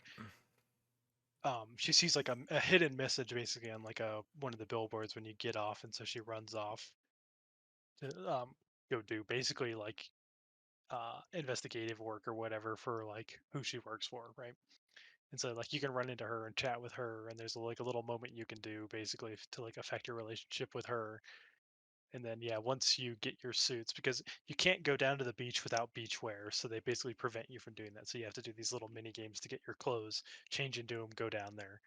Then once you do that, you have to do the same thing for Aerith and Tifa. And Yep. then once you finish doing all that, you can go down the beach. One of the things I like is in this city they've got like mopeds, basically like little The hover, segways, the yeah, segways. segways, yeah, segways, like little hover scooter things, right? That you can run around into, and it's just like it's funny because you can bump into people and just like push over tables and stuff, and nobody Yeah. cares. Like Um, nobody freaks out. It's just kind of funny. Like I will state, so after you get done with Cloud and Barrett's version, you get to take control of Aerith to do the same stuff, but we get the conversation and we hear that voice again, and who is it coming from? It's coming from Red. And that was my first little inkling of, did they have us? Does Red have two different voices that he's using? What's going on? And then we get also a nice little weird thing about the white materia that Earth normally has, and it's not white right now. It's clear. Like there's no color to it.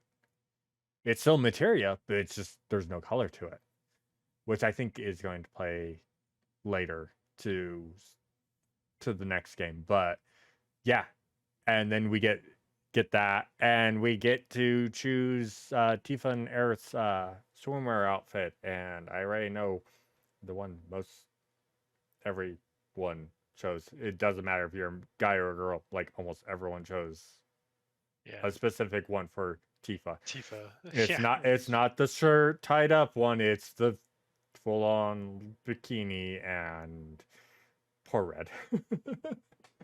yeah. It is funny And that like Cloud. yeah, everyone like when they see it, they're just like, "Hot damn!" Hot damn Right? it! I'm being respectful. I'm trying to look you in your eyes. Yeah, Stop kneeling over like that to look up at me. I have to look you in the eyes, and if I look down, I'm looking somewhere else. Like yeah, they had no qualms going. Tifa, Tifa and yeah, her right. chest. Here's the plot. You're like, yes, that is plot. I mean, what? No, wait. Yeah, Damn it! especially I because got like trapped. the little voice crack that Red has when he sees it, and then like he keeps staring down when Tifa's like bent over talking to him because he's like trying not to That's a look up. look. Right? He's just like he's trying to be respectful. It's just seeing Red do that. He's like you just see that in him. It's like oh. Poor Same Red. with Cloud. Yeah, and then like Cloud when he sees him, he's like oh god, and then Oh he god, looks oh down. god, you okay, Claude? Yeah, I'm fine. Just can't make eye contact. You know. If I Just like make eye contact with you, I'm looking at something else. Please stand up normally. Like, yeah, I don't blame any of them. And then, of course, because we get the little beach scene, of course, they tell everyone you're not allowed to have weapons. hmm Bear doesn't care, but that's besides the point. It's yeah, kind of attached right, to him. right. And then Hojo appears, which again makes you hate him even more because he's talking his talk. And I will state this: Hojo has more Riz than most people will ever have because he had 3 women, and all he's seeing there going, you could be the next One to birth a hero, birthday and you're just birthday like, hero. You're like, oh, that's a very yeah, exactly. And that's a very loaded thing to say coming from Hojo, especially. You're just like, bro, knowing the stuff you do, like, no, that's never a good thing. So like, yeah, he walks that's over a to like, hard pass. yeah, that's like the VIP section, right? He goes over there, and then he like summons this robot, right, and starts unleashing those twin brain things on the black robes that are on the beach, and it starts this fight that you gotta do, right? And so you can, at this point, you can select like 2 groups of people, like Barrett and Tifa, or no, it's Barrett and Aerith, I think. And Baron the and other one Aerith, and is then Tifa Tifa and and Red. Red. Yeah. So you can choose like who you're gonna fight like the boss with, basically. Yeah, I went with Tifa and Red because that was kind of my team at that point. Anyways, I'm like, Yeah. oh, I'm gonna go with these guys because that's how it goes. The great part about that fight is, well, God doesn't have his weapon, so what does he grab? A Beach parasol. umbrella. Yeah, Yeah, a a beach parasol. umbrella, a parasol. I'm He's just still slacking stuff with it. that's my only that's my biggest disappointment about this game is we don't get to keep that as a weapon. Yeah, as a You, joke weapon, because as they a had joke those in weapon. the original, but the Yep. joke weapons, like in the original, were all at a different area, which Yeah, you which had we to get. find them. Yeah, we go to one of those areas where, because Cloud's joke weapon in the OG is the bat with nails, which you actually get in remake. Yep. But it was actually a really good weapon, but it was like horrible to use because of it doesn't have normal Punisher. Its Punisher is the home run swing. Yeah. So it was really hard to use, but it was really good. So, but I kind of wish that we got the parasol in as his joke weapon for this. That would have been good to like get it, but I mean, maybe that's something they'll do in the third one is give you the joke weapon stuff Please, to do. please, Square Enix, please. I'm begging you. Yeah, Give me the I once, parasol. yeah, Sid with the mop. Sid with the mop as well. Sid with the mop as well. We need that. Yep. Um, that fight, I will state, even on like normal, that fight was interesting. I don't think it was hard, but it was interesting, and you just beat that fight on hard. Yeah, and it's not too bad because like I'm an avid user of enemy skills, and like having the plasma diffusion skill or whatever it is that just like gives your attacks electric, and then like when you up your ADB, it does an AOE electric spam, like super OP against anything that's like See, weak to I electric. was trying to figure out what that was because I didn't see you cast that, so I was Yeah, watching that. I'm like, the fuck? Like, is that no? That's coming from him. I'm like, what skill is that one? yeah, it's like the plasma diffusion or whatever the thing that's plasma discharge, I think is what it's called. It's the Quetzalcoatl boss Ah, skill, okay. enemy skill that you get. Yeah, Yeah, that it's makes that's sense. what it has. Yeah. And so like that it makes short work of a lot of like electric weak enemies, and so like I don't have as much problem with it, but it is interesting because like he starts kidnapping a couple of your characters and stuff, right? Yeah, and And then so it eventually leads kidnaps you, but then like Yuffie helps save you basically.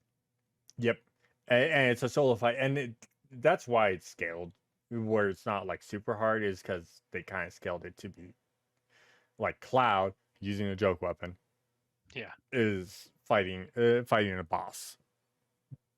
Again, it's a great fight. I think is done, and it's a nice added fight because that's not a fight that Well, was in the because OG. I think there was actually, because I think because you had to fight that vacuum like dude. Uh, I think I you do fight it in the soul, but it's like slightly different, I think. I think it's in the area of Soul. I don't. It's not in Coastal Soul. I know that enemy exists in the OG. I know for a fact that it does, but Yeah, I'm trying to maybe remember where you fight it's. it. Oh, I think I remember. I think it's under Junon. Maybe. I think it's under Junon, and it was like a rare enemy spawn. No, no, that's not the I rare thought it enemy was spawn in under Junon. That's a different no, fight. because yeah, I thought he was a boss because it was Hojo, so I don't remember exactly, Yeah, but I do I'll have remember to it go was through in and there. fight. Yeah, I know it's an enemy in the OG, but it's not in Coastal del Sol because Coastal del Sol, like you stated before, in the OG, it's literally a rest stop and you're gone. There's nothing to do there really in the OG, which is when you look back at it, you're like, and look at how Rebirth is. It's like Yeah, they missed an opportunity, but at the same time, that was 97 when that game came out. I'm okay with that it was like a rest stop because of how that game was in back then. Now, I love how they changed it and added that in because yeah, that fight there is a good fight overall and good story stuff with Hojo, making you hate him more because Yeah, that's kind of and then you what they're also get building. the story expansion of it with Johnny and with Yuffie as well. Yep, And so like yeah, once you finish that, like Yuffie helps you basically avoid capture by creating basically a bunch of clones of Johnny to feed basically distract and buy time for Cloud to destroy the robot and yep, stuff. yep. And then you get through that, Hojo pieces out. He's like, "All right, I got data. Bye." And you're like, "I hate you even more." And you get to talk to everyone on the beach. You have some really good little conversations. Tifa's at the bar having a Cosmo Canyon. Aerith on the Yeah, beach. that she made herself Yep, because she couldn't help herself because there's no bartender. yep. So that inner bartender from Seventh Heaven comes out. But yeah, everyone had good little conversations. But Aerith and Tifa are the ones that actually have things that affect their relationship with you during that. Yeah, Um, I mean Barrett do like a little bit. yeah, It's only a slight thing, but yeah, I think Tifa's and Eris are more more impactful more to those. impactful. Yeah, and then you get to rest. Johnny's like, "Hey, thanks. I'm going to work on making this better after being injured because he did get injured helping save you with Yuffie." And then we get reintroduced again to Yuffie, and this is where you can get her on your team. And they kind of placate to they play homage to the original of like the potential of missing her. I think no matter what you get her, Yeah, because but like on my hard run here, I basically threatened her off and like told her no all the point until it gets to a point where it's like she's like I just want because she's not being upfront about what she wants basically, and so she's like oh she's a I'll challenge teenager. you. Yeah, it's just like she's all challenging. It's like if I win, you me, but if you win, I serve under you. And so like originally when I was like okay let's fight, and she's like whoa you really mean yeah let's go. And she's like no please don't. And she like runs off and comes back and she's like, "Hey, I want to join you guys." And it's like, "You sure you don't want me to hang around and help you?" And it's like you can let her in then. But like a bunch of times you can keep saying no and she'll like run off and stuff. And then she'll come back. She's like, "Listen, I just want to be a part of your party. Can I join?" And then like it just gives you he's just Cloud at that point. It's like, "Fine, go ahead if that's what you want." Yeah, like so in the OG, because she was an optional character, when you first found her, you had to beat her in a fight, and then you had to answer certain things correctly to get her on your team. Otherwise, she'd run away. When she Yep. ran And you have to away, do it she'd again. steal something from you, Hmm. and she'd keep stealing until you got her into your party, and then you get all those items back. Um, Yep. in this one, I'm like, because I remember doing that, I'm like, God, how do you have to? I'm like, no, I don't want to fight you, and then you kind of pretty much be uninterested, but you're not hinting that you don't want her around. You're just uninterested. Yeah, sure, whatever. Yeah. No, So I don't basically it's care. like do what you want Do is what you kind of want. like Yeah. I love the fact that they had her. Like you cannot not have her in your party because she's going to join you no matter what because they made her a mainstay this time yep. around. But it's nice that it's like they still kind of let you play around and see about not having her in your party because any of the OG players already know. They're like, we know what you're after, and she even shows it. Yeah. She looks at everyone and specifically looks at the materia in everyone's In their weapons. weapons.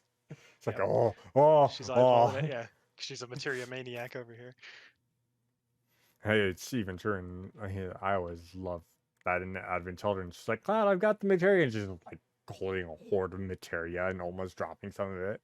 Yeah, exactly. Because yeah, and even having children, she's like, make sure you bring it back because it's mine. I'm just lending it out to you.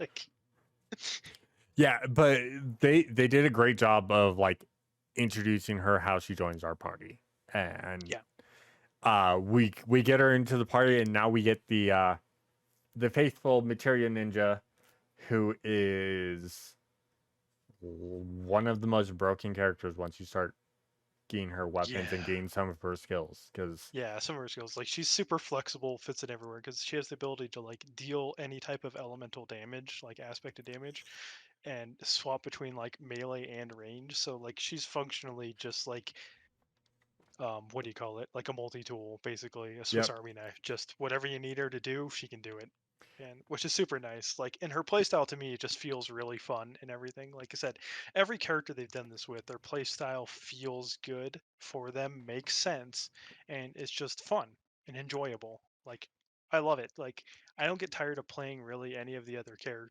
and stuff. yeah, It may take a and little bit get used to and stuff for certain characters or yeah, whatever if it's not like your style, but like I never like feel too bad about it playing any of them. yeah, and Yuffie, I loved her. Like I said, I played Integrate, so I was already kind of like privy to that her play style because when you play Integrate, you're playing as Yuffie the entire time, so it was really good to play through it. And when we got her on the team, I'm like, cool, let's see how she goes. And then and you get Doppelganger, which is probably one of her strongest skills in the game, Yeah. super early, and it is so good. Yeah, Like it's so strong, man. if you're Oh, using Yuffie in your party and you're not using Doppelganger, I'm looking at you going, why? yeah. It's like why not use it, man? It's so strong. It's just like It's doubles so her good. damage Yeah. basically. She doesn't dish out a lot of damage from her hits, but Hmm.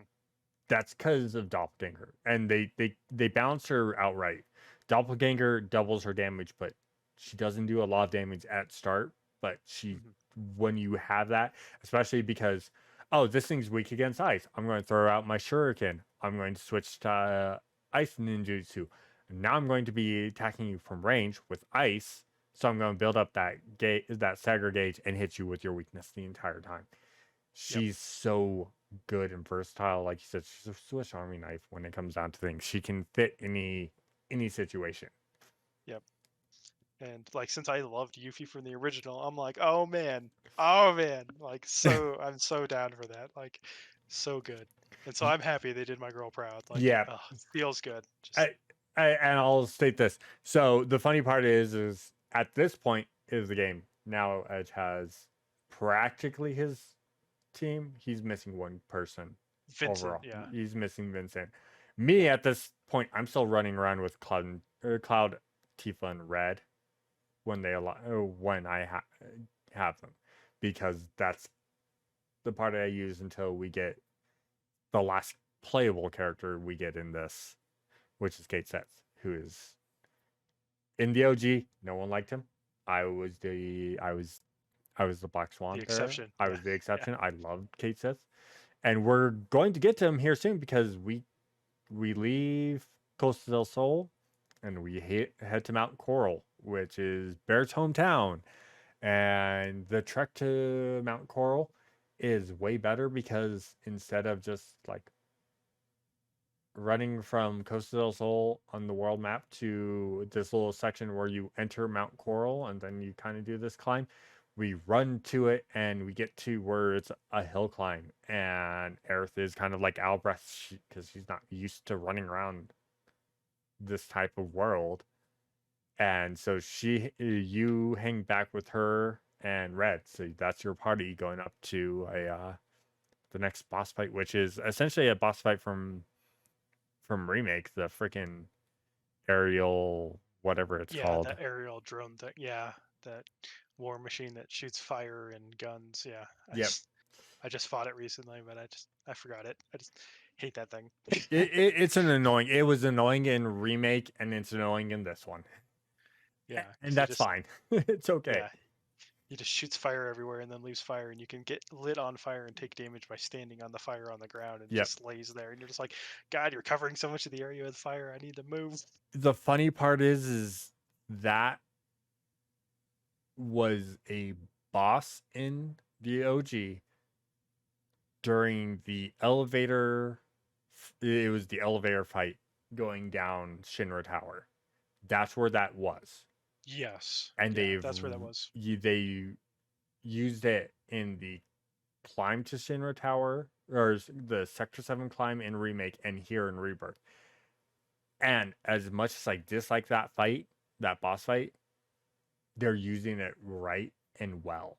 I think Hmm. in both Yeah. cases they used it right and well, and it works because you see it's pretty much Turks, and they're like, "Yeah, we don't have time to fight you guys, but have this," and Here, you're like, yeah, "Mother, yeah. They're just like, yeah, play with this monstrosity. You're like, oh man. I don't want to fight it.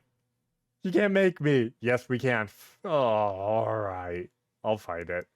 And again, at this point for me, because I hadn't really gotten to use Aerith and wasn't like really like building her right, I didn't use her much. But I had Red and Cloud, and I'm like, well, I have Red, so he's my tank. I'm gonna be fine.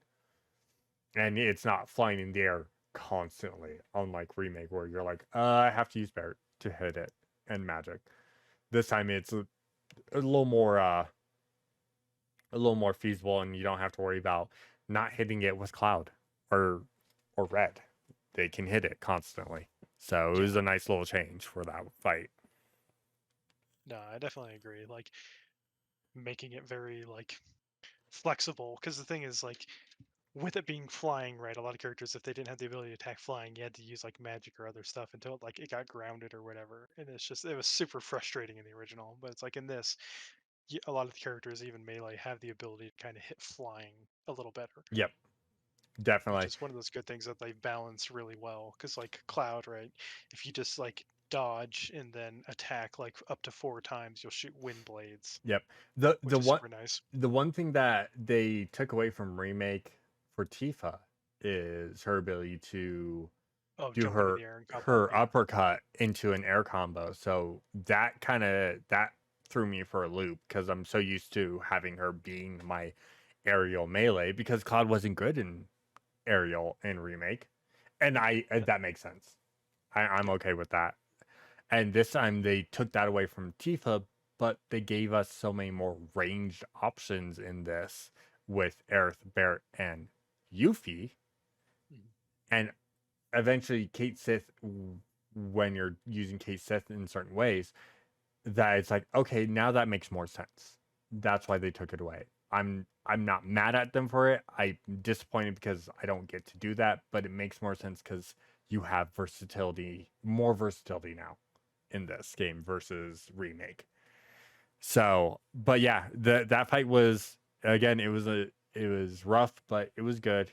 And then we get into essentially what was the original Mount Coral of going through the minecart tracks, and they changed that up a lot, having us split into two groups, and Cloud uh, falling more into that hypnosis, that degradation that the Black Cloaks are, almost literally walking off into the ocean. I think that was Yeah, great. yeah, that he like almost went off the edge of the cliff, the rail bridge basically, because a couple of them jumped off, and he almost did it too. And they're like, "Whoa, all right, you need the rest." And so then they swap your party to um, Barret, Barrett, Yuffie, Yuffie, and and Tifa. Tifa. Yep. And again, you get to play as Yuffie during this, and this is their first time going. Now you get to play Yuffie. Like, we kind of let you play her a little bit before you go into Mount Coral, and then we split the party, and now you're controlling Yuffie. Have fun. And this is actually when you start going through there here. This is where you get the weapon that gives her doppelganger. It's Yeah, like right off the rip, you get doppelganger. It's such a good ability, yeah, it's so so strong. good.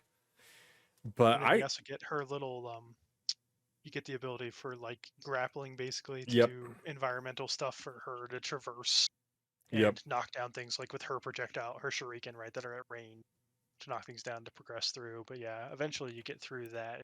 You get to the top of Mount Coral, or this little area, this mining outpost basically, to basically lower the bridge so you can continue the minecart stuff. And they kind of gave us that same scene. Like, so in the OG, you would have to lower the bridge, but you climbed up a small little area, and there was a place where you could get materia, and there's these three birds, and if you grab the materia, you had to fight a boss or fight a strong enemy, a rare enemy in that.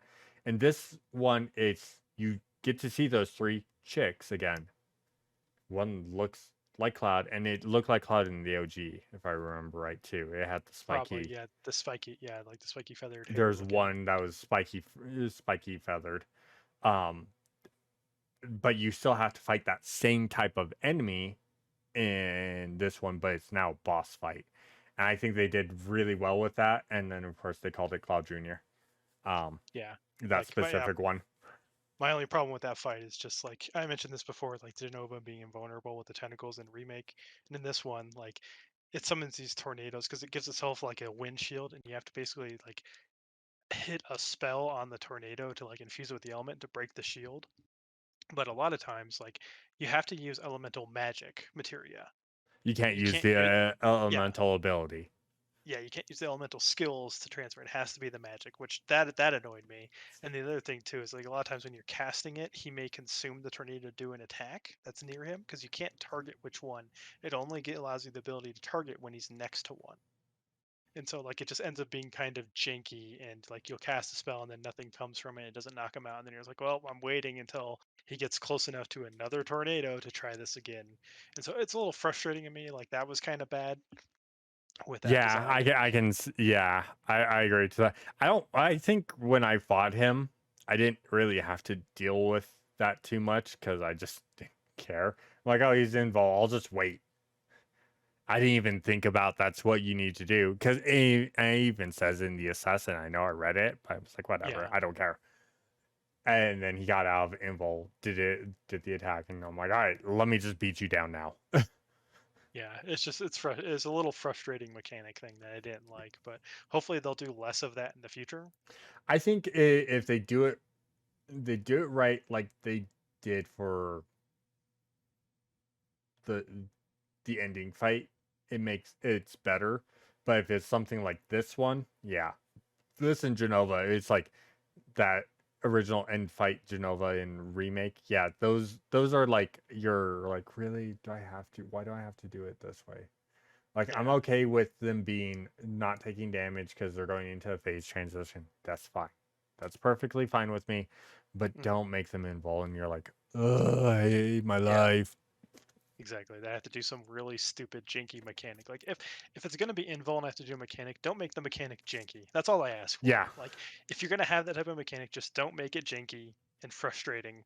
Like because you have to hit something specific near an enemy and the enemy is like attacking you and moving all the time and it's never always like next or close enough to that for a long period of time and just like randomly goes off and attacks.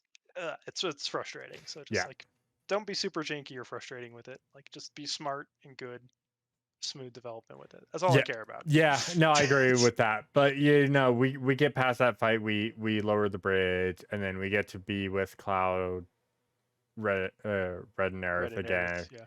and then we get to go along the tracks, and then we get to adjust tracks only in one area, um, because they gotta take a minecart down, and this is a good little like relationship thing. You can do one side which is safer, which Yuffie would really appreciate that because she doesn't like the cart.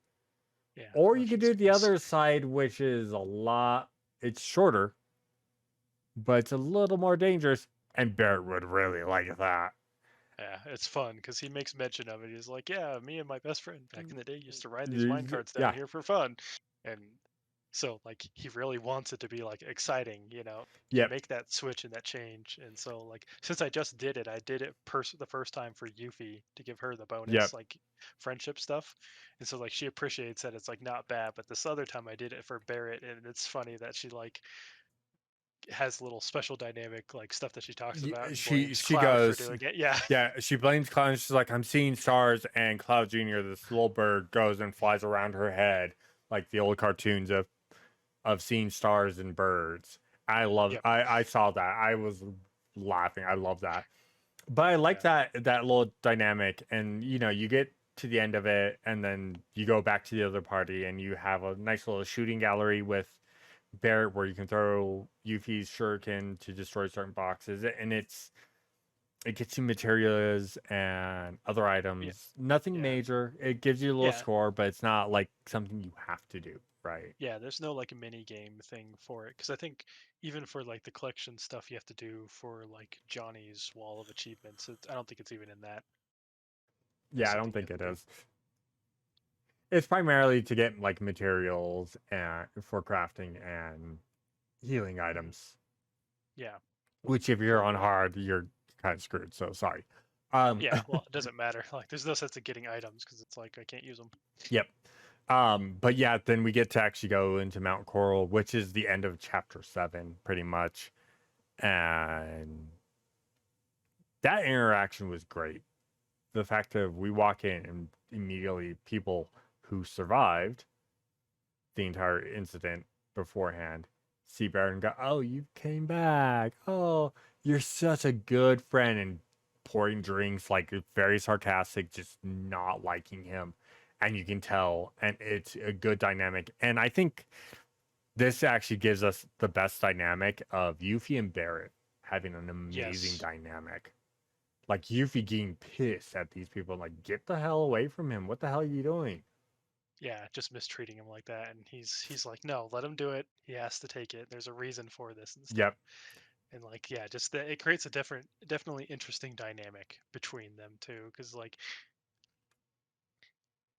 he didn't tell everyone what happened or anything, and so Yep. that's one of the things like he comes up on that he has to do Yep. about what happened and why people here hate him and everything. And we still get that because he talks about it in the car or heading up to Gold Saucer. Like again, Mount Coral is really good. They did really good job with it. Um, and that hometown, they give us a little more character development. The doctor that essentially saved Barrett's life, and we find out that same doctor that saved Tifa's life, that's in there. Yes. And he's like one of the very few people that doesn't hate Barrett at all, but like the rest of the town, they're like, you talk to them, like even the shop owners, you talk to them, like, yeah, what do you want? Oh, you're buying something cool. Get the hell out of here as soon as you're done. Like they're because you're with Barrett, they don't want Yep. anything to do with you. They'll take your money, but they don't want anything to do with you. And I'm like, that's a great dynamic that really you kind of get it a little bit in the OG, but it's not heavily It's not with as fleshed out, I think. yeah. Yeah. Where this one, you're walking around, you walk around town, and people are like, "Oh, you stay away from." Like you hear a mother and a kid, "Oh, just stay away from them because they're with him." Like they don't even say his name; they just say him, and everyone knows. They're Yeah, like, everyone knows exactly who you're "Damn!" referring to. You're like, yeah, Like you feel infamous, bad. You basically. feel bad for Barrett walking through there. Like you don't want to be there very long because everyone despises Barrett so much. And I think that's a good thing. It plays directly into everything that is in the OG. Just it's fleshed out more. They do Yeah. great with that. No, I definitely agree. And like you said, the next thing is like you'd want to go to the gold saucer because like Yuffie basically interrupts. She's like, "Hey, isn't that the place where like everyone goes where it's like paradise every day? It's like let's go there and have a break from like this bad stuff that's going on in Corel to Yep. Barrett and stuff." And so she like uses that basically to like kind of egg people on, urge them on to like, "Hey, let's get the hell out of Yeah. Let's here." get out of here. You know? I don't want to be around all these people because. And Yeah. she even makes mention while we're waiting for the write up. She's like, "Why do you let people treat you like that?" And he's like, "Because I deserve it, and I can handle it. It's okay." Like, and you can tell, like, even on his face, he's not okay with it. Mhm. He's not handling it, but Yeah, and that's he's one of the trying to things be they strong with it.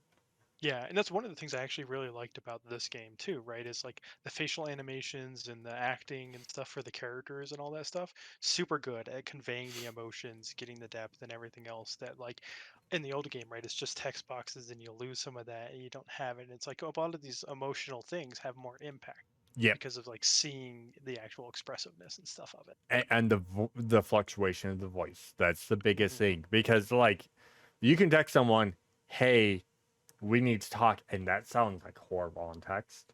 Yeah. Like so, but it could also be nothing, and that's the big thing is like reading it on in the OG. You're like, is this bad? Is this good? I don't know.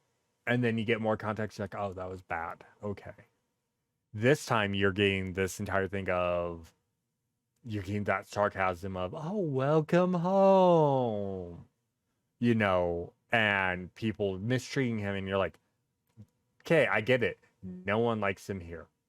You drive the point home. The point of I can handle this, I can take this. And him, you can hear that defeat in his voice of, he didn't want to come here, but he knows we needed to. That was a great little point. And like that was a great character development for Barrett, and uh great expose into the history. And then we get a little more of the history on the write up of him talking about, well, I'm the reason why that town got destroyed because of the reactor. We completely missed the fact that we actually got to go to the reactor. Like in the OG, it was a shutdown reactor. It was a damaged reactor. It was shut down. And this one, it's like gone. Like it's Yeah, a pool of Mako energy, and it's our first time of seeing a weapon too.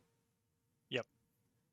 I completely spaced that. I'm like, because I'm thinking about it. I'm like, oh shit, we didn't even talk about that. Yeah, we get our first sight of a weapon, and it's not any of the weapons we know, but we know it's a weapon because it's got the orb in its chest. Yeah, exactly. Yeah, because they definitely look different. So we don't know if like there's more of them or whatever, and which ones they are for the most part, because they don't match the looks of the originals, They don't. right?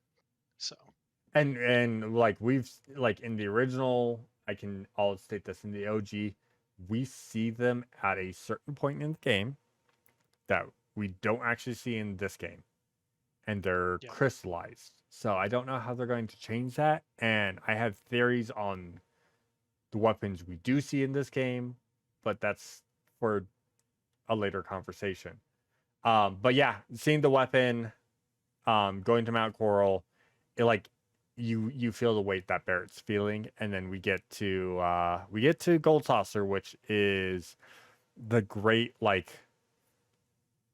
brief reprieve and everything. We get up there, we get in there. Yuffie, Tifa, and Aerith essentially get kidnapped to dance for the opening ceremony, which is great. And then we get to also see Andreas again, yep, and Yuffie outdances Andreas, and he's like, all right, you got this, girl. I'm sorry. yep, exactly. Yeah, because she like transforms into her little Wu Tai and pop star thing, Yeah, I love which is that. pretty good. Well, even like the cable car ride up opening, like compared to the original with all the fireworks and the holograms and everything, is still really good. Like I like how they still played good homage and stuff to that, Oh right? yeah, it's With so everything. Like good. it's it felt so good. And then yeah, this little thing, and then they actually make you do the Dio, who's the curator and owner, like director of um, Gold Saucer, makes you like do the 3D old battler 3D stuff battler. in front of everyone. And you know what? I will state this. I like the 3D battler. Like later fights in that one are a little like Frustrating, I yeah. hate my life, but it's fun. It's really fun. I loved it. I loved the entire thing of you have to fight Dio, and Dio respects Cloud after that. And Dio's like not like originally like because the polygons you don't get to Yeah, see that, but Dio in this one, I'm like, oh my god, yes. Of course, yeah. He's doing all the muscle man poses and stuff all the time. Like he was just, like the typical wrestler with a cape, basically, like bodybuilding looking dude in the original and Yep. stuff with his hair. But like they cranked it up to 11 with him on, and it was so good, man. The Of way they course, just we're both anime fans, so because of the name and because of the popularity now, it's like every time he yeah. appeared on my screen, it's just one of those things of having to make the joke. It was me, Dio Neo. the whole time. Like, oh god, That's all I stupid could meme. think because Yeah, I know. but it was great. Dio is like such a better flush out character in this one, and we get our introduction because they started off with Kate Sith. My Yep. boy Kate Sith, his introduction and start off of that entire thing is so good, and I love someone. This was on X, Twitter, whatever you want to call it. Someone's like, "What's Square Enix? What's the cinema? What's the CG budget? Square Enix, yes, and they're showing that one because it's a hyper CG cinematic because it's not using the in-game engine at that point. It's using a CG engine, and it was great. By the way, if no one knows this, Rebirth was done on Unreal 4. It's not on Unreal 5, and it looks as good as it does on Unreal 4. So Yeah, that's pretty crazy. yeah, if they're using Unreal 5 for the next one, that means it's gonna look even more ridiculous. I'm not gonna lie. Yeah, It's gonna be 3 discs. But yeah, like we get that introduction. Everyone goes off, do their own thing, and we have to go get a hotel room at the spooky hotel. And Barrett has kind of a little bit of a meltdown because of how much Mako is being used to make all the graphics and everything. Kicks a hand into the grave and knocks down the tombstone, and Kate Sith on the Moogle comes out. I love that. Yeah, right. Like, God damn it, Kate Sith. And then Kate Sith gets us our rooms, stealing it from a certain Shinra yeah. exec. Palmer, yeah. He deserves it anyways. That's fine. I know. Right. He's like, oh yeah, they canceled Palmer. And the great part is Palmer comes in right after we go up to the hotel rooms and they're like, yeah, we have 2 reservations. Oh, it says you canceled. What? And Palmer's like, oh well, time to go. Oh god, I want oh my god, Palmer's a creep. Like that was a great part. They made sure that Palmer's still the creep. Because he's a creep in Remake. He's kind of he's just kind of like a weirdo, right? He's out there. But yeah, we get that. And then Bear goes for a walk. We get to talk with Red, talk with everyone, go visit the sites, go play some of the mini games in Gold Saucer, and then Barrett sees something. She's a man in a cloak. Sees kind of a gun. And then he goes after him, and then we get to finish all that off, and then we find out that there's been a shooting at the Coliseum, and this was a great thing of showing like this shooting happens, Shinra people were killed. They were targeting Palmer specifically, some innocent side, but they blew out the cameras, and Claude makes the best case for Barrett at this point, and you know it's not Barrett because he's like, the camera was shot out. If it was Barrett would have wanted you to know it was him. Yeah, he's that person.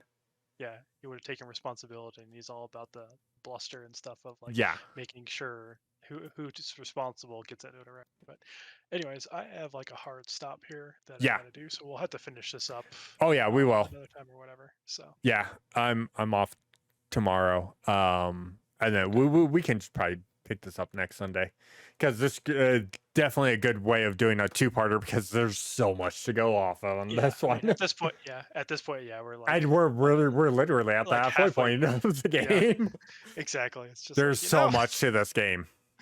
Yeah, well, and even with that, even when we get through the game, it's like then we have to go through all the stuff afterwards, right? Yeah. It's just like, okay, here's all the things that we feel it opens up to, other summaries about different aspects of the game and stuff like that. Yeah, absolutely. So I'll state this for the YouTube video. We are doing this in 2 parts, potentially 3, but 2 parts without a doubt. And we'll do this in the next one. Please stay tuned because we're huge Final Fantasy fans, and we've been huge 7 fans, and there's a lot to go over. So that's why. Yep, indeed. Yeah, because once we get through the summary, it's like then we have to like collate all the thoughts and then. Yep, there's a lot to go through. Yep, 100%. Too much. So we'll pick this up on